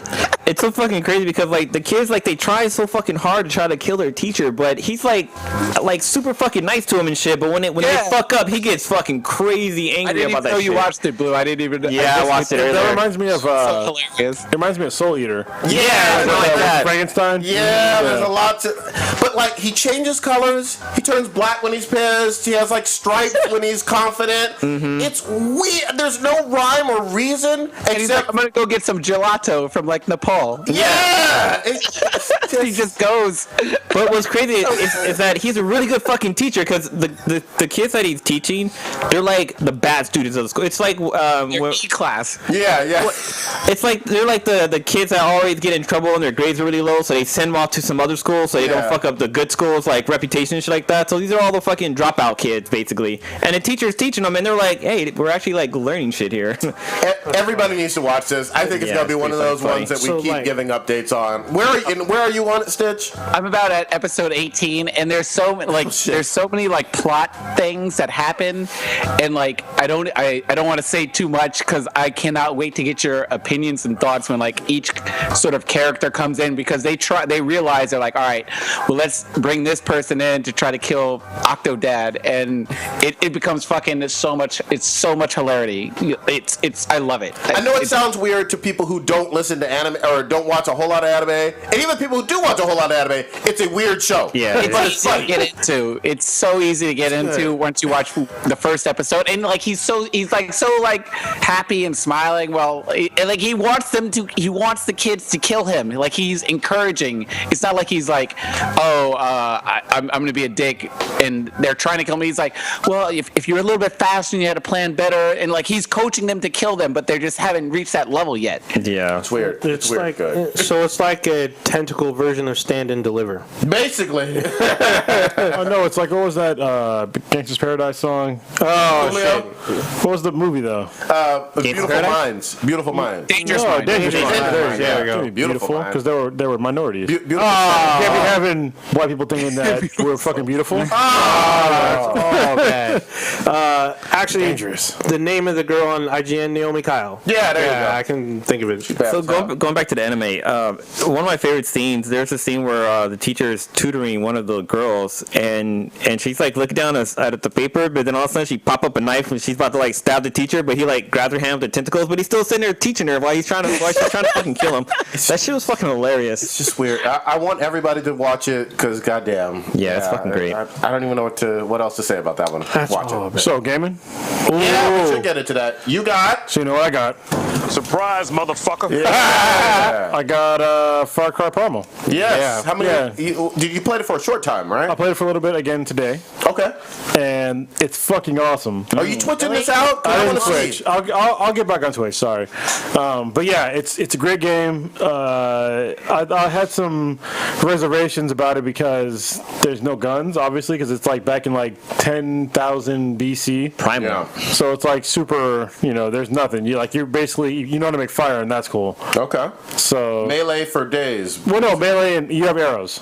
Oh, right away. Arrows and you have a spear right away, and you have to craft an arrow. Okay. So everything in the fucking game is crafting. Wow. Okay. So there's like a whole bunch of shit you can craft from. There's all kinds of fucking vegetation, animals. Also, you have to gather like fucking trees and shit and like sticks and all kinds of shit to like craft stuff. So it's really cool. And what I didn't know is so it's Animal Crossing is what you're telling us. Basically, yeah, it's Animal Crossing. Yeah, scratch and sniff and all that shit. Tomb Raider does a little bit of that. Yeah, but this is like way more to the extreme. Yeah. So in Tomb Raider, you can like find weapons, and this one you're not finding weapons. You got to like craft everything. Wow. You find some, okay, but it's not like Tomb Raider. You're not gonna find a fucking automatic rifle or something. Yeah. Well, and also you can buy weapons in Tomb Raider because there's a shop. Did you get to the shop? Well, yeah. But you ain't buying shit in this game. Yeah, so far, obviously. you ain't buying shit. So it's been great so far. And also, you have to you basically start off as yourself, and then you build your own society. Oh, and I didn't know about that until I was playing the game. You have to like basically get people to come with you back to your village, and then grow your village, and you upgrade your village to like I guess like defend yourselves against like the outsiders. Like there's like these people called the Undao or something like that. Udam? The Umbops? You're Udam. Yeah. and you're the Wenja. So yeah, it's like your people are called the Wenja, and you build like this whole village and society, and you're defending against the Udam, and then also fucking animals. Holy shit, the animals in this motherfucker are bad. Dude, are there mammoths? Yeah, they're mammoths. Yeah, Mammoths. saber-tooth tiger I've seen. Yeah, and like wolves and shit, and like wolves were like fucking me. I've died from a wolf like 5 times so far. Well, I'm playing on hard, but whatever. It's like a dire wolf, right? Or? No, yeah, they're pretty big. Okay. Yeah, everything is pretty fucking big in this game because it's like back in the day when the Earth had more oxygen, so everything was bigger. But yeah, it's a great fucking game. Okay. It's fun to go around. It's funny because like the way that they modified the normal Far Cry engine to be like more primal, like the way that I think Anita Sarkeesian would like this game because the women are all totally clothed. You cannot see their booties or their titties, and they walk. They walk like they're just out of being an ape.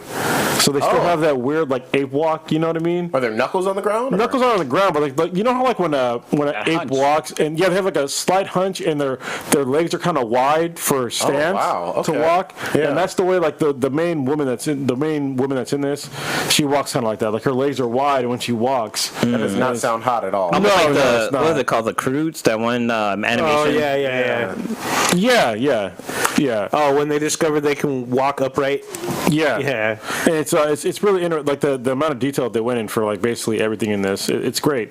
It's also cool that you can craft like fire arrows and like fire clubs and shit like that. Okay. And when you get a spear and you spear somebody with that shit, you hit him in the head. It's nice. I hear though you can talk to like animals. Have you gotten to that point yet? Yes, I got to that point. I right now I control an owl, which is great because I couldn't. Yeah, because in the beginning, you remember in like Far Cry how you couldn't like in Far Cry if you use your binoculars, you could tag your enemies. Yeah. Well, there's no fucking binoculars, obviously. It's like way back before. And in the beginning of the game, like you can't really tag anybody. So, but once you get your owl, though, your owl can tag people. Damn, you train an owl. Yeah. That sounds. And then you also yes. So I have an owl, and I also have a fucking white wolf. And the white wolf, he's basically he comes around with you and like helps, like he can attack people. And basically it's more for attacking and hunting. So it is one player, but what are the folks in your clan doing? Are they just living life? You're making No, they help you, and you have to defend them as well. So you have to help them. So basically, you're finding the lost Wenja. They're like getting attacked all the time by like other people. You have to find them and get them to come to your village. So once you help them, they come to your village, and then you have to defend yourselves from other people. And I think you get to a point to where you can call upon them to help you as well. That's what I was trying to get to. Okay. Yeah. All right, But you know me, I always do shit solo, and now with my fucking white wolf, it's fine. And also, I have a white wolf, but in the game, when you're doing like they call it animal taming, you have to upgrade to tame better and better shit. And so right now, I think I can tame some bears. So I'm gonna try to find a bear that I can tame. Nice. And then there's like 4 tiers of taming. Okay, and it's all open world again, right? Yeah, and it's like the world is. It seems bigger because you can't drive or really fly anywhere. Oh yeah. So you're running everywhere. So, but they make it so that everything is within basically a decent reach. Okay. But it still feels big. Yeah. There's fast travel? There is fast travel. Yeah. There has to be on this. Yeah, there would have to be for games like that. It sounds like So the story. Oh, I'm sorry. The story is it? How does it compare to 3 and 4, which you loved in terms of the Far Cry? Oh, universe? it's still really good because when I'm not gonna say the start of the game, but basically you start the game with a certain event, and then you end up on your own. Okay. And then from when you're on your own, you have to basically get people to join you, and then that's what furthers the story. Okay. So the story is still really good. There's no like white slavery or anything, but there's still people getting. Which was in Far Cry 3. That shit he's was not bullshitting. Yeah, there's white slavery was in Far Cry 3. hashtag white wolf for the future. Yeah. Damn. All right. Sounds good. Sounds really good. Please Twitch that out so more people can see it, because they added Twitch got better. They did some updates. So did they? Okay, Yeah. I'll Twitch out again, but my living room is messy, so I have to clean it before I I wonder if my shit will work correctly. And if anybody else is on Twitch, please help Prodigy on some Dying Light. I watched Prodigy play some Dying Light. I wish we were on the same I system. I felt would've- bad for him. I would have fucking squatted up so hard. Dude, we gotta play fucking Warframe if it's still free. Oh yeah, it is. I heard it's still free. Fucking dope. I'm down to try it. Yeah, But it's I so much. played it. Hobby brought it up a while ago, but yeah, I played it like in the beginning, and they changed like a whole bunch of shit, and it's like way better now. Hobby swears by that game, so I want to try it It's too. really fun. Like it's Yeah. fast. It's third person. It's melee plus fucking guns and shit. Yeah. Very customizable. For me, it's almost actually it kind of is better than Destiny. All right. Really? Yeah. Well, and you it's haven't fucking played. free. You haven't played the Taken King then. I don't give a fuck. This fucking. I need some wings. Where's my wings? True. Wait. So what's up with Dying Light? Somebody was struggling. I was watching that. I felt frustrated for him. Here's the deal.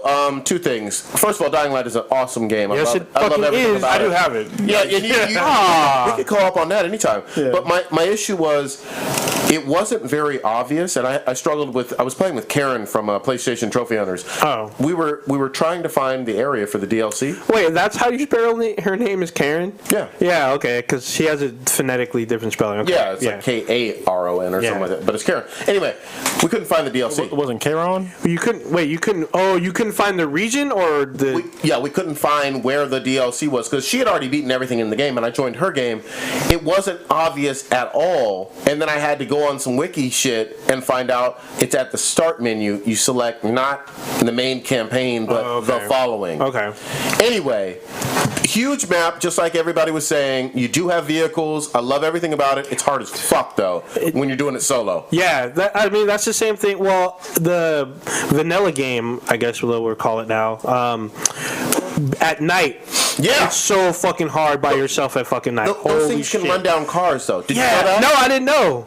But I do know. I was like, that thing is gaining on him. Yeah, I I jumped on my car and fucked me up. It That's raped all me. bad. So do you have a turret on your... You have a dune buggy or No, something well, I like have that? a Doom Buggy, but it's like the first low level. Oh, It's yeah. like the first mission. So apparently you're able to add different styles of turrets on it. You could craft. Yeah, and then like be able to like flamethrowers, mini guns, rocket launchers, all kinds of shit. I will need all all of that. Yeah, but and then I gotta squat up first. So you said that you had issues with one of the weapons, the bow and arrow or something like that? So my only thing with it, I thought it was actually going to be more powerful based on what you were telling me about it. Okay, so the one that I was talking about was the first DLC where you have to find the psychopath. But it's the same bow and arrow set, right? I don't believe so. I think it might. Are you able to craft different arrows and stuff like that? Yeah. See, I don't know if it's the same. What arrows were you using?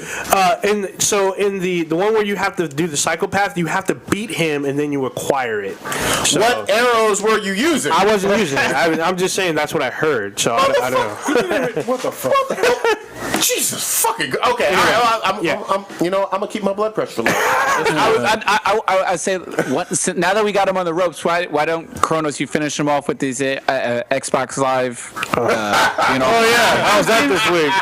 I'm gonna throw up the alley oop, and I need you to throw it down. Fuck the alley oop. I'm about to swat it down. You know what? I didn't play during the outage. Of course you didn't, because you couldn't play during the outage. No, I wasn't. Amazing how it happens, right? I wasn't home. Damn! I wasn't home. I was out doing some shit. So I played. Were you out agreeing with fucking Bill Gates? His name Bill Gates? What about Bill Gates? Talking about how he's right about Apple giving up their shit. Oh, fuck him. He got more money than anybody needs. Fuck him. All right. He gives a shit about what he says. Hey, I need his money. How about that? I can do a bunch of good with his money. Just like he does too. He does. Give away. He gives away almost $1 billion a year or something to charity. Yeah, he's a great fucking nerd. He earns fucking billions of dollars per year. So Unlike some other millionaires. Get back to arguing. That shit ain't his fault. Anyway, so you don't know shit about arrows. Not the one. Or about Xbox Live being down apparently. Or about Xbox no, I didn't experience the outage. Fuck your feelings. But there was an outage. Yeah, I said I didn't experience. So I love how he magically doesn't experience. I didn't. Rewind the tape. Do the rewind. I wasn't. Yeah, I can't. It's not on the fucking. I wasn't home during the outage, so I was playing. I ended up playing part of the Destiny raid. Actually, it was actually pretty fucked up. Making up shit. It didn't happen to him. It didn't happen. Battlefront DLC. Can I give everybody? I can give people a preview of what it's gonna sound like. Let's do it. We do but it's gonna cut off Stitch for a minute. All right, do it. Hold on. So bullshit for a second. Yeah. So anyway, Dying Light. It's great. It was great. So the Division beta, I played it for like a day. It looks good. It was pretty good at first, but then like once you completed there's only 2 missions in the beta. It's a beta. And then once you do it, there's like the dark zone, like Kr0nus was talking about, and it's kind of weird. So like, cause you and your team can go rogue, as they say, where you end up like killing other players, and then you and your team become marked. So everybody knows that you were rogue, so you have a target on your back. Yeah. So they come after you, they can kill you and take your shit. What's fucked up is like, I was playing with a squad of 4, and there's this dude in the dark zone. He was helping us out, and one of my boys is like, "Oh, we should fucking jack this dude and take his shit." Yeah. And it was fucked up. They fucking executed this dude as he was waiting for it. Because in the game, you find stuff in the dark zone, and then you can extract it to your base. So this dude, you can tell people that have stuff. They have like a yellow biohazard pack on their back. So this dude had a bunch of shit. So they jacked him. They executed him. And so in the death stream, he can see us extract the shit that we took from him to our base.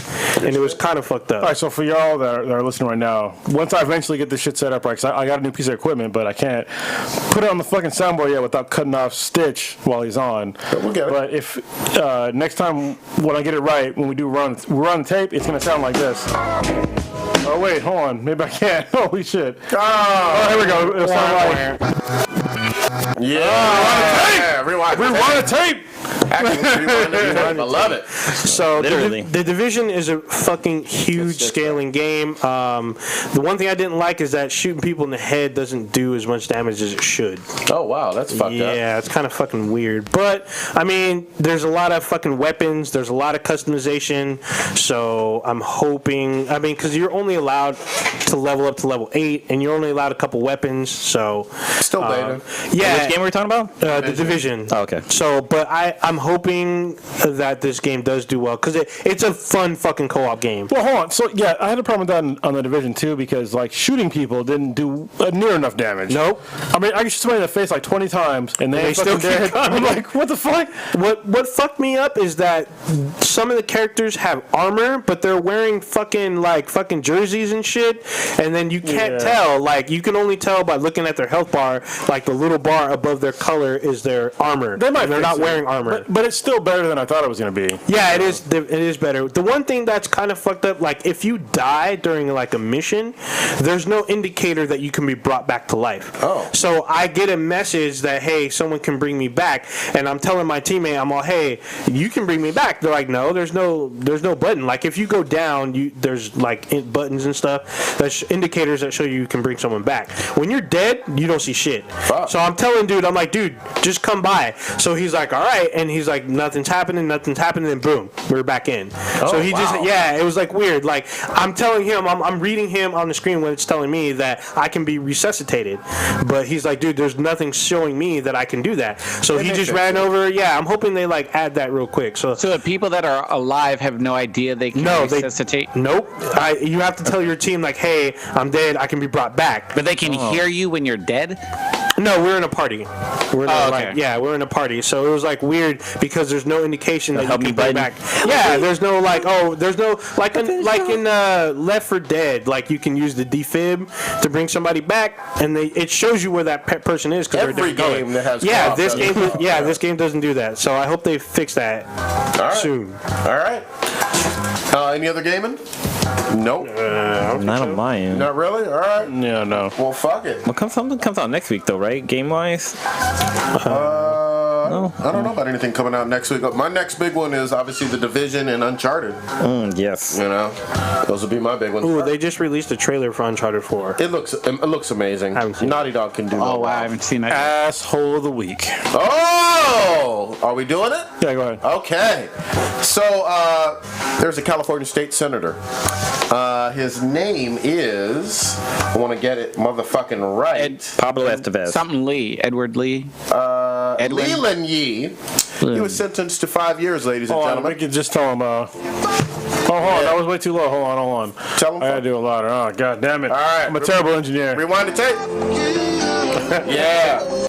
The reason why he's getting a big fuck you is he was one of these asshole piece of shit cocksucking motherfuckers that wanted to make laws making it more difficult for people to play video games. And ain't nobody got time for that.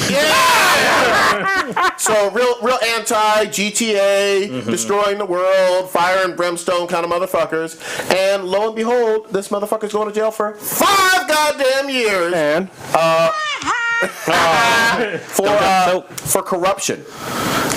Yeah, he was the guy that was like trying to break up like districts and stuff to make him like senator longer, right? Yeah, he was doing some bullshit like that. He's a corrupt piece of shit politician. He's local in San Francisco, and obviously we have a lot of tech companies up here and video game companies.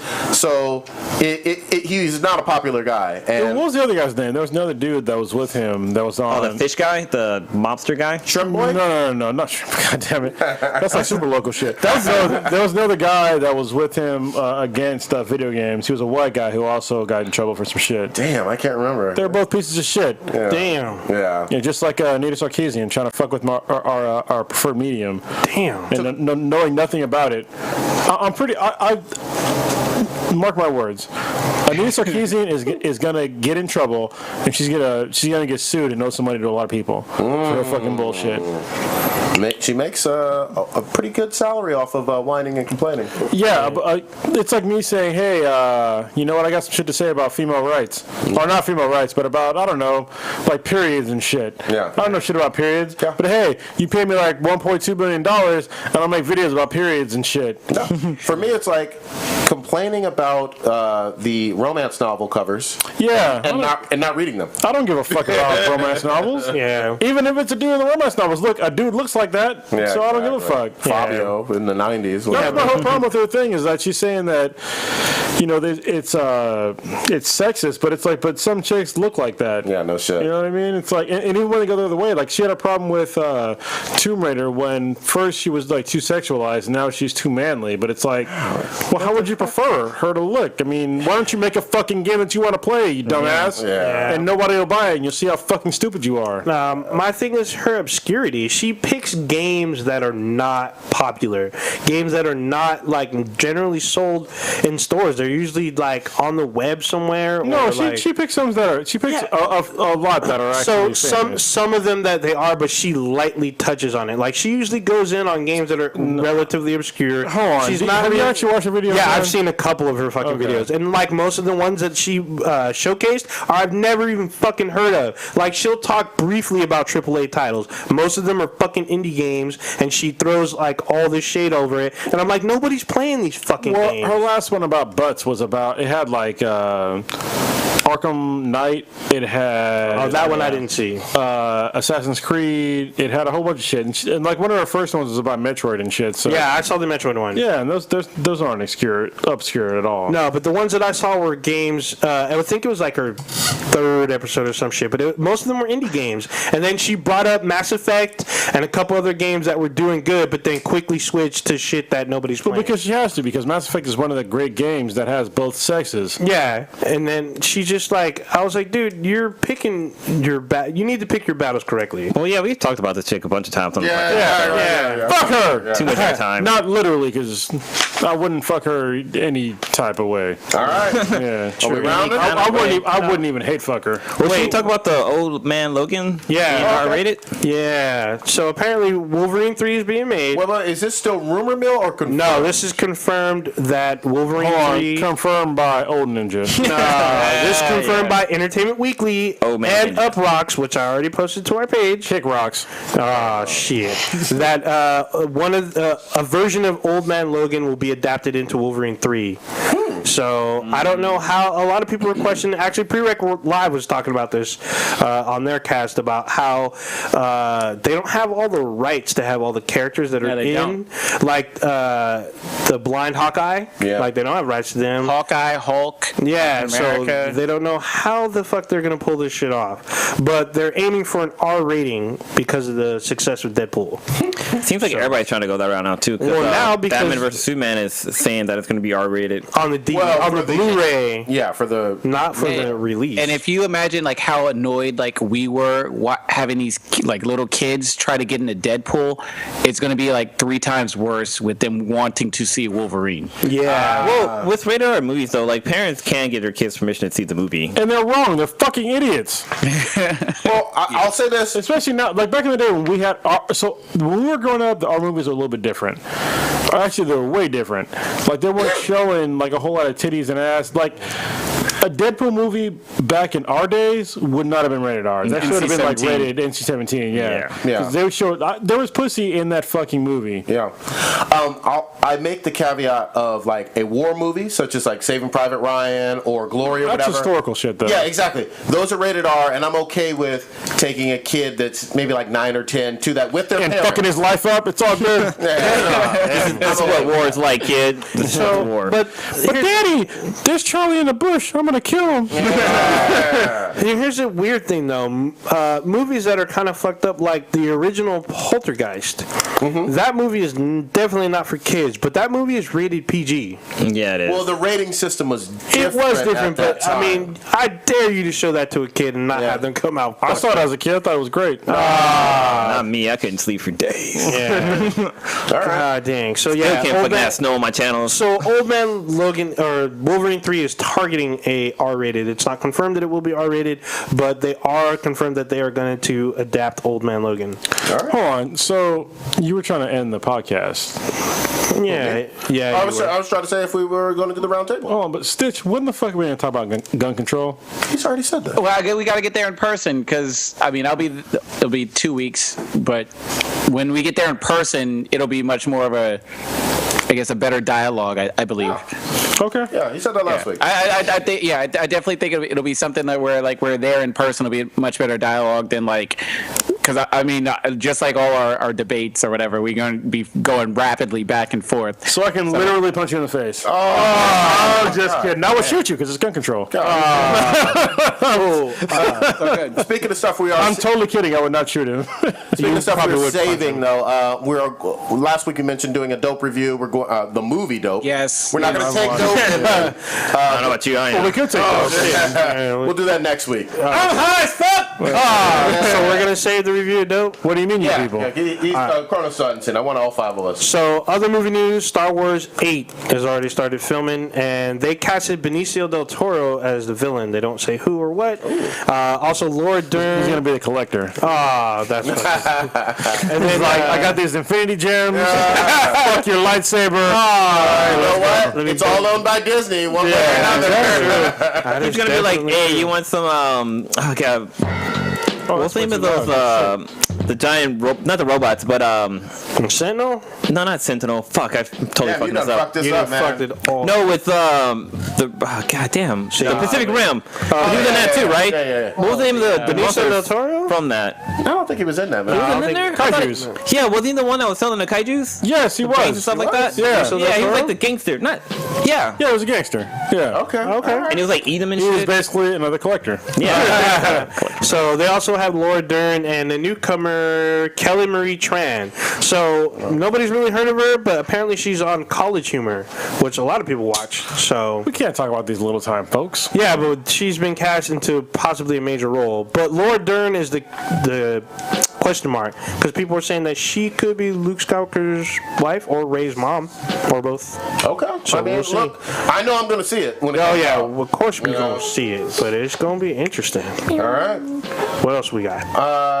I said we. That's pretty it. Oh wait, I got a little thing right What here. you got? So I got a little tip for y'all. So Just the tip. Oh yeah, it's just tip. So for those who like listen to the show when we talk about comics and stuff, and like I know some of the listeners that we talk to, not everybody has like the kind of money to go out and shell out and buy all the comics that we got. So Why not?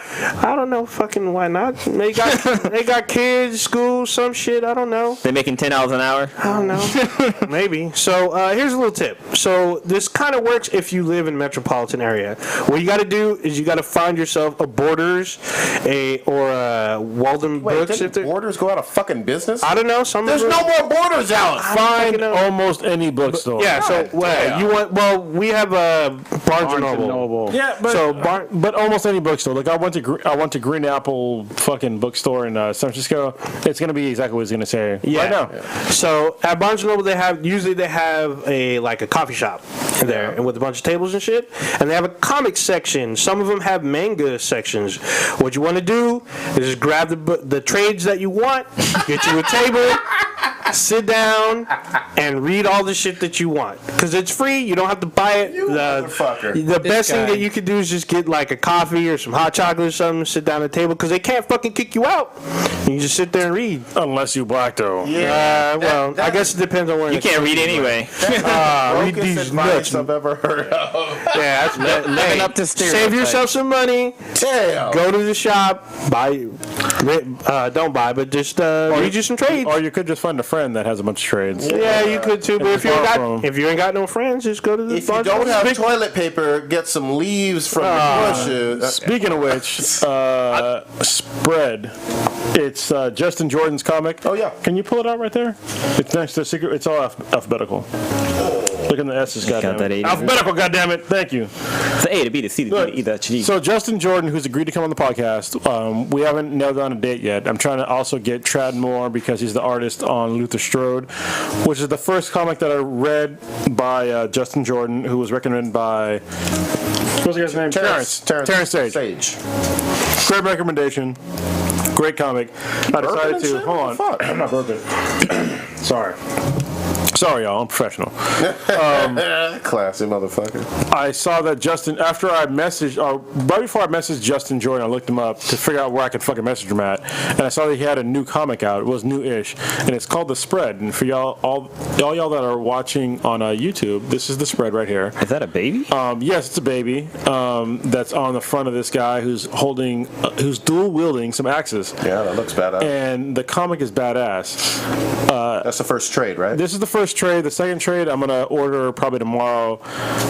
If I can't find it at Treasure Island, I forgot to look the other day. Is it the same illustrator? No, it is not. That's Illustrator? You can tell right away this is not the same. You haven't read Illustrator? You have read Illustrator. Yeah, you can tell this is not the same. Okay. The same guy. The artist in this one is called. Actually, it's funny because the artist actually writes the foreword, and his name is Kr0nus, and the foreword is him talking about how he likes to draw horror shit and like really gory shit. So if you look on the second page, it's all just like gore. God damn. Yeah, it's like it's all fucked up and guts and shit. And it's basically the story is about.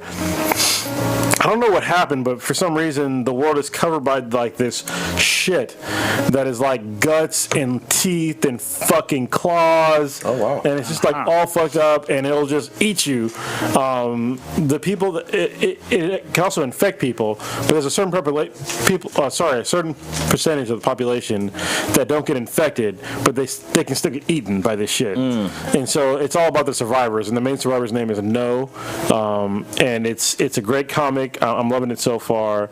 So I'm going to talk, when we have Justin Jordan on, we'll talk about Lootcrate and also Spread, because I'm loving them both, and he's a great writer. Sounds good, man. Yeah. All right. And I also have some other shit that you guys need to borrow, like, what was the one from Hickman? The Dying and the Dead. Yeah. Dying and the Dead is also fucking great. That was a trade, right? No, they only have 3 out, and it's very infrequent. There's been 3 comics out for all of 2015. Good. Damn. That's not even quarterly. Yeah. They said that apparently. So the first comic was like super thick. Yeah. And I was reading through like the pages of the comic, and he said that it was a mistake for them to make such a big comic for the first one, and that's what fucked him up for the whole thing. Well, and he was doing all that other stuff too, right? Yeah, like Secret Wars and East to West. Yeah. A bunch of other shit. And so he said. Project. So I think the next one he's going to be on a Nolan monthly basis, starting on the next comic. We love Hickman. Yeah, but the next comic isn't announced yet. All right. Good shit. I got one for comics. All right. I read the first issue of Saints, and this is an Image comic. It's all kind of weird and fucked nice. up. Look. Yeah. There you go. Show it to the peoples. Why does he look like One Punch Man? He kind of does look like One Punch Man. Wait, hold on. Where the fuck is your goddamn bag and board? Bag and board's right here. Okay, you took it. God damn it. Yeah, so if you... Why you got no tape on the back? Tape? Well, I guess there's no tape on that. Look at this fucking noob. So way back when, on episode like 5 or 6 of Beathen BTI, fucking Prodigy gets schooled on how to do your fucking I comics. don't do the tape. Rewind the tape. Well, look, get the ones with the tape on. Look, man. Right here. The tape on I've it? seen them. Just get them. Nah, fuck them. What? It makes it easier. You have no excuse anymore because the tape is on the fucking thing. But then you gotta pull it off and put it back on. No, it's not that. It's easy. Just as you open it up, you're gonna fuck up your comics, man. Yeah, I don't like that. This one's good. I can't even. You can't even. So I can't even. I literally can't even. Yeah, I'm deep into it. I've only read 1 issue. Basically, there's some fucked up shit with angels, demons, and a whole lot of killing and a whole lot of sex. I'm going to continue reviewing it and probably pass this one along. I have all 4 of them. Pass it along now. Leave it here and take this one. Yeah, let's do that. Well, give me the fucking bag and board. You simple bastard. There you go. Put tape on it. You know I will. Rewind the tape. And then the only other thing that I've been reading and really loving is Sinestro. New 52 stuff. I love it. You got shit on the inside of this fucking bag. What do you mean shit on there? This fucking. What is this? The black thing on the inside. Damn it. The fuck? You got herpes on the inside of this motherfucking bag. Don't be fucking with this shit. Kr0nus like his shit fucking prestige and shit. Yeah, he's all like the HIV. Use the HIV off of the board. Why is there moisture in his back? Anthrax. There you go. That's not bad. All right.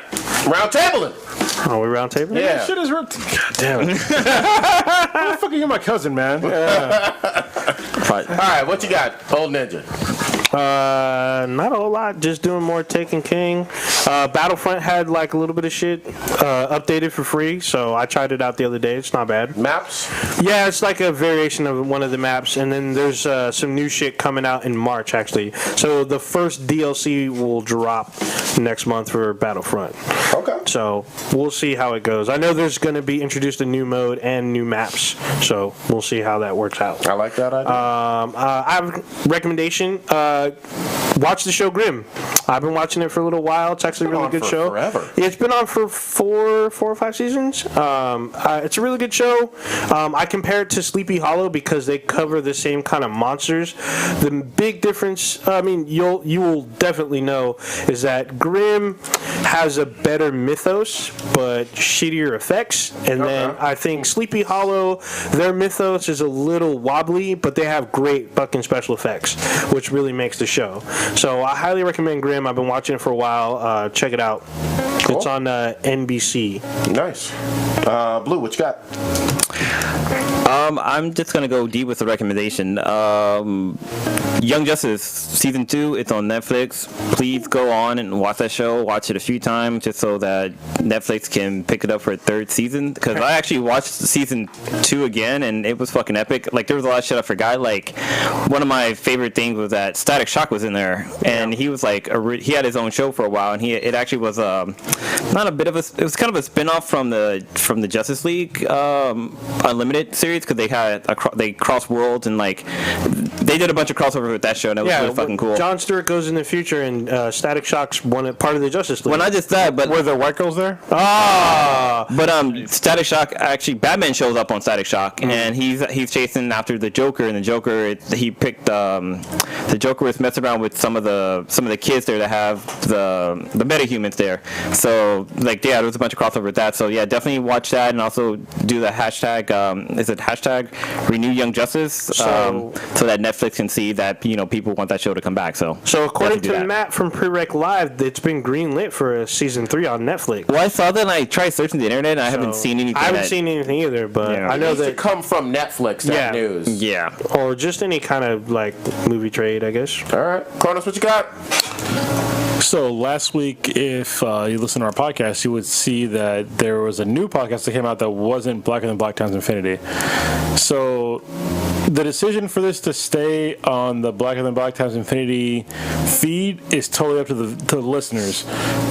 It was called the Jitscast. It's about jiu-jitsu, particular Brazilian jiu-jitsu, and it's me talking with my instructor about jiu-jitsu, health and wellness, and shit like that. If you guys don't like it at all, just tell me, and I'll drop it from the podcast, or from our list, from the group podcast, and I'll make a totally different fucking section. But so far, it's been pretty well received from the listeners. But like I said, though, if you guys don't like it, I'll drop it. But fuck them. Yeah, but it was good. Yeah, I think it's a great podcast. Basically, every time you listen, it should be just after I'm done, basically sparring in jiu-jitsu, and me and my instructor will talk about a bunch of shit right after that. So it's pretty cool. It's in the gym. I heard it. Yeah, it's in the gym. It's in the gym. You hear people like grappling and getting choked out, and whistles and bullshit and getting choked out and shit. My favorite part, and it was so dank as shit because my jaw hit the floor, was when Kr0nus casually drops like, "Oh, so and so did that breath of fire," and I was like, "They got Doslam in the motherfucking gym? What the fuck?" Yeah. Anyway, I'm sure it's like some legitimate shit, but I showed you a video. You didn't watch it? No, I missed it. I know Let's you do a put reaction video yeah. for that shit. Yeah. So there's this. There's a person named. I'm a huge fight fan. Obviously, I do jiu-jitsu because I like competing and I like defeating people definitively. And jiu-jitsu is the best way to do it without really hurting somebody. And there was a guy. His name is Rickson Gracie, and he's probably the best Brazilian jiu-jitsu practitioner of all time. And the reason why it was so good is that he integrated a type of yoga with his training for jiu-jitsu. And there's a technique called the breath of fire. That's a yoga technique. And basically, it's when somebody gains total control of every single individual abs in their abdomen, and they control them all individually or all at once like a wave.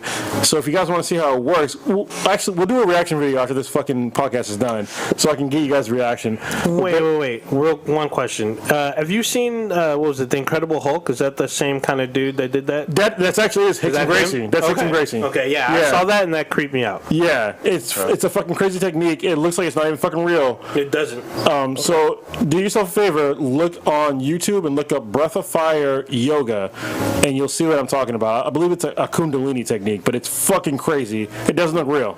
You said there's Kundalini?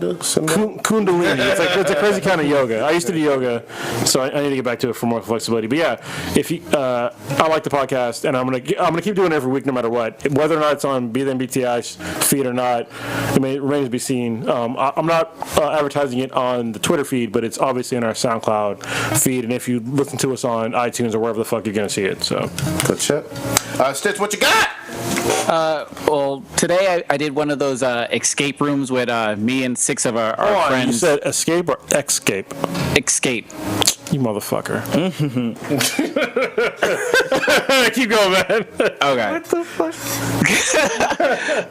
So I did one of those escape rooms, and with me and 6 of my other friends. And I don't know. I mean, if you have one in your town or you're within driving distance, it's really, really fun to do. What they do is they give you an hour, and they put you like in a scenario where you're sort of locked in a room, and you have to progress through like 3 or 4 other rooms with you and your friends, and you just have to sort of figure it out. And we did it today, and it was so much fun. We started in a room, not to like give anything away, but we were all like completely like handcuffed, and we had to sort of figure out the combination on like numbers that were like written all over the room, and certain clues and shit to get to the next room, and then you have to do all these other puzzles and shit like that. So it was like actually like you were in like a legit video game, and it was really, really fun, because I'm like, every clue that I'm getting, I'm just hoarding it and like putting it in my pockets. I'm like, we might need this later, we might need that later, we might need this, and like it actually ended up working at the end. I pulled out something, and it ended up like being like the code to finally like get out of the place, which was really, really fucking cool. So if anyone has any one of those in their town, I definitely suggest going to check it out. It's a great team building activity. I would suggest you do it with your friends, because if we had a bunch of random people, I don't think we would have got out. They give you an hour. We finished it with like 5 minutes left, because it got a little bit crazy at the end part, but we were able to do it. Besides that, for like future wise, just want to say Black History Month is about to be over, so if you see a black person, give him a hug. Holy shit. Throw that ass in a circle for him. But don't give him a hug and be like, hey, your history. God damn it. Exactly.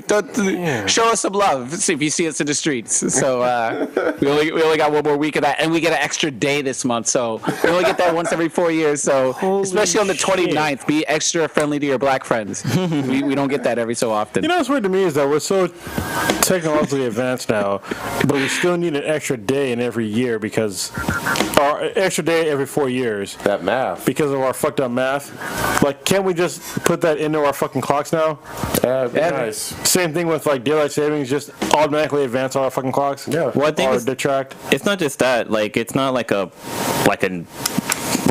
perfect number. So like every 100 years, there's no leap year, so it throws everything off again. That's what I'm saying. It's like a microsecond, so like it will fuck shit up. Yeah. No, it wouldn't, because we have the technology now to automatically put in to allow for that variance, right? Yeah. So we don't really need daylight savings time or a leap year if we just have all of our fucking clocks automatically adjust. What about the What about the actual daylight, though, in terms of that being affected? The clocks automatically adjust. No, but I mean, like, the amount of time that is... Yeah, you know what? We'll come back to it. Well, you added like 5 seconds to like each day. Yes, that's what I'm talking about. In the next 4 years, I'm sure it would cancel out. Stitch gets it. Yeah. Kr0nus on the same page. I think it's a little more complicated. Yeah, No, it's not. I think it's more complicated. It really is not. It's really not. You just added a couple seconds or a minute every fucking couple days. Not the math days. that I have a problem with. It's the actual amount of, like, sunlight in... You're thinking daylight savings time. We're just talking about a day. Yeah. Like a number of days. Even daylight savings time, the amount of time in a day, if we're going back a whole hour, it's already off. Oh yeah, I get that. Not every place does it either. Too. Yeah, exactly. So if you just added in that time automatically, it would you're instead of waking up when it's fucking dark all of a sudden one day, you would just add in the time so gradually the time would just automatically adjust. There would be no day where you just woke up an hour early or an hour late because your clocks will automatically adjust. That's where we are right now with technology, but we're not doing it for some reason. It's fucking weird. Yeah, it's probably because there's probably some systems that are still analog. Well, there's a bunch. I mean, any kind of analog clock would be fucked up, but we're at a point now to where we can adjust for that. Yeah. All right.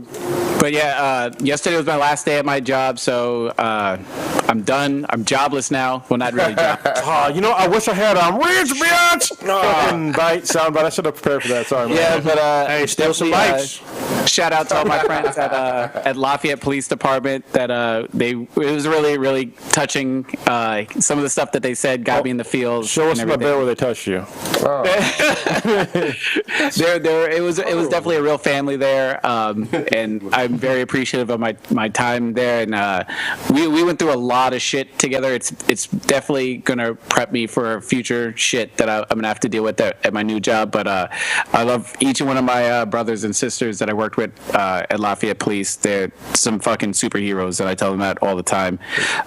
Besides that, I'm checking out Assassination Classroom. I'm trying to get on that, and I cannot wait to hear Prodigy's and the rest of your guys' thoughts on that, because it's hilarious. I was just like in a world, like I'm watching these episodes, I'm looking around, I'm like, I need somebody to talk with about this, because is it me that's just loving this, or is it just because I'm a noob at the whole anime game and shit like that? But it's hilarious that you guys are getting the same response. Then next week I got to hit the road. I'm going out west, moving out to California, so I'm excited about. Thanks to Mr. X and Kr0nus for hooking me up with the job and everything. It's much appreciated, and obviously beers are on me as soon as I get out there. And tomorrow I'm going to my favorite restaurant for my nice little dinner. I'm going to Social, where I get that nice smoked fried chicken. Best chicken I've ever had in my life. Smoked fried chicken. I'm gonna try to learn how to make it so I can bring it out there. And pretty much that's all I got going on out there. I'm just trying to knock off all my like Louisiana bucket list type shit. Maybe FYI, I hate fried chicken. We're gonna have to get back on that. Yeah. Oh, we get to fight. You know what? I can make you some fried chicken you like. I don't make fried chicken because I don't eat fried foods, but I can make you some fried chicken that you like. Guaranteed. We'll see. I want to try to burn a Confederate flag before I leave. Oh, don't get shot. We'll see. So if I can, I want to sum up what Stitch is going through right now. So in Louisiana, it's pretty much. Let me see here. But in Cali, it will be. There you go. And in life, it will be. Leveling up. Leveled up. So Stitch, you got to get Shelby to do a video for the cast. Yes, I'm gonna see. I'll try. I should have got her to do it today because she was one of the people that was in the escape room with us and everything. Nice.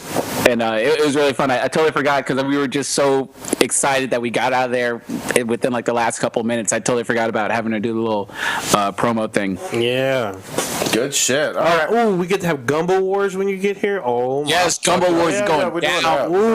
You know what we're gonna do when you're here? We're gonna bring back ethnic food night. So I do it for like the longest time. We haven't done it in like fucking 4 years. Well, not 4 years, like probably 3 years. At least 3. Yeah, maybe more. Damn, ethnic food night. I remember that shit. I got to hit up. I'm so anxious to go to those beer fests and shit like that. Like I'm just like rubbing my hands Birdman style, getting ready to go. Get ready to fucking beer fest. Fuck up your liver. Hell yeah. You know how we do it. Real quick, shout out to the fact that we have passes from Kamau Bell to his show on March the 17th here in Oakland, and we're going to be attending, and we encourage you guys, the listeners, if you are in the Bay Area, to come and show your support and listen to that great interview cast we had with him a couple weeks back as well. Yeah, it was episode 43. Yep. 40, was it 42 or 42? Yeah, it's 43. I think 42. Oh, it was 42 is the one that has the show of listeners for some reason. But Where are we at 43 right now?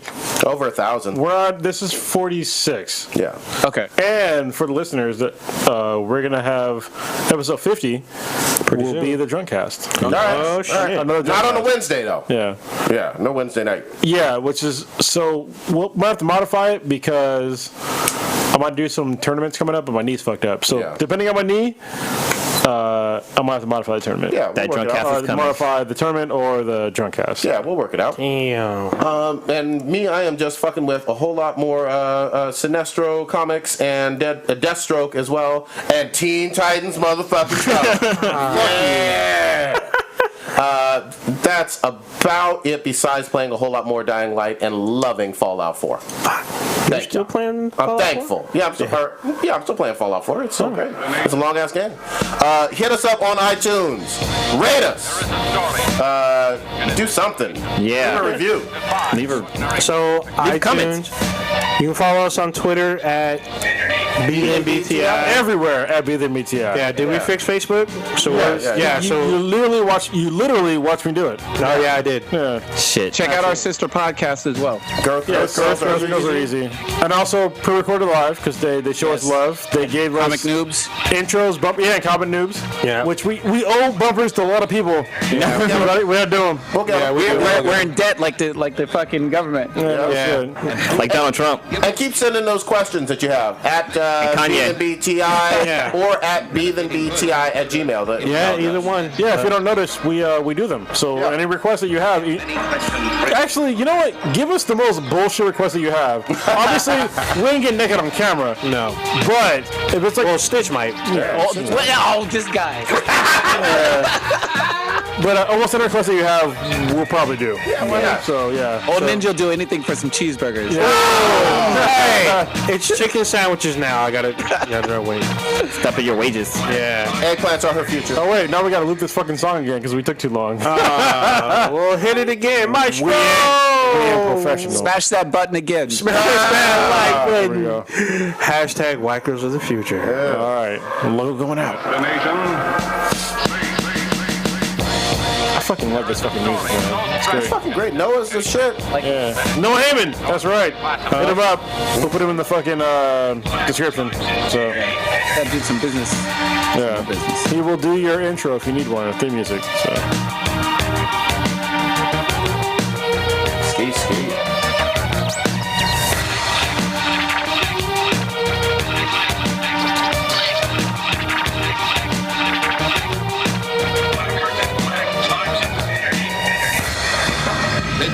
Splitting of the atom only a few decades ago, and through his God-given genius of science, man at last has succeeded in penetrating further and further into the... Done. Oh.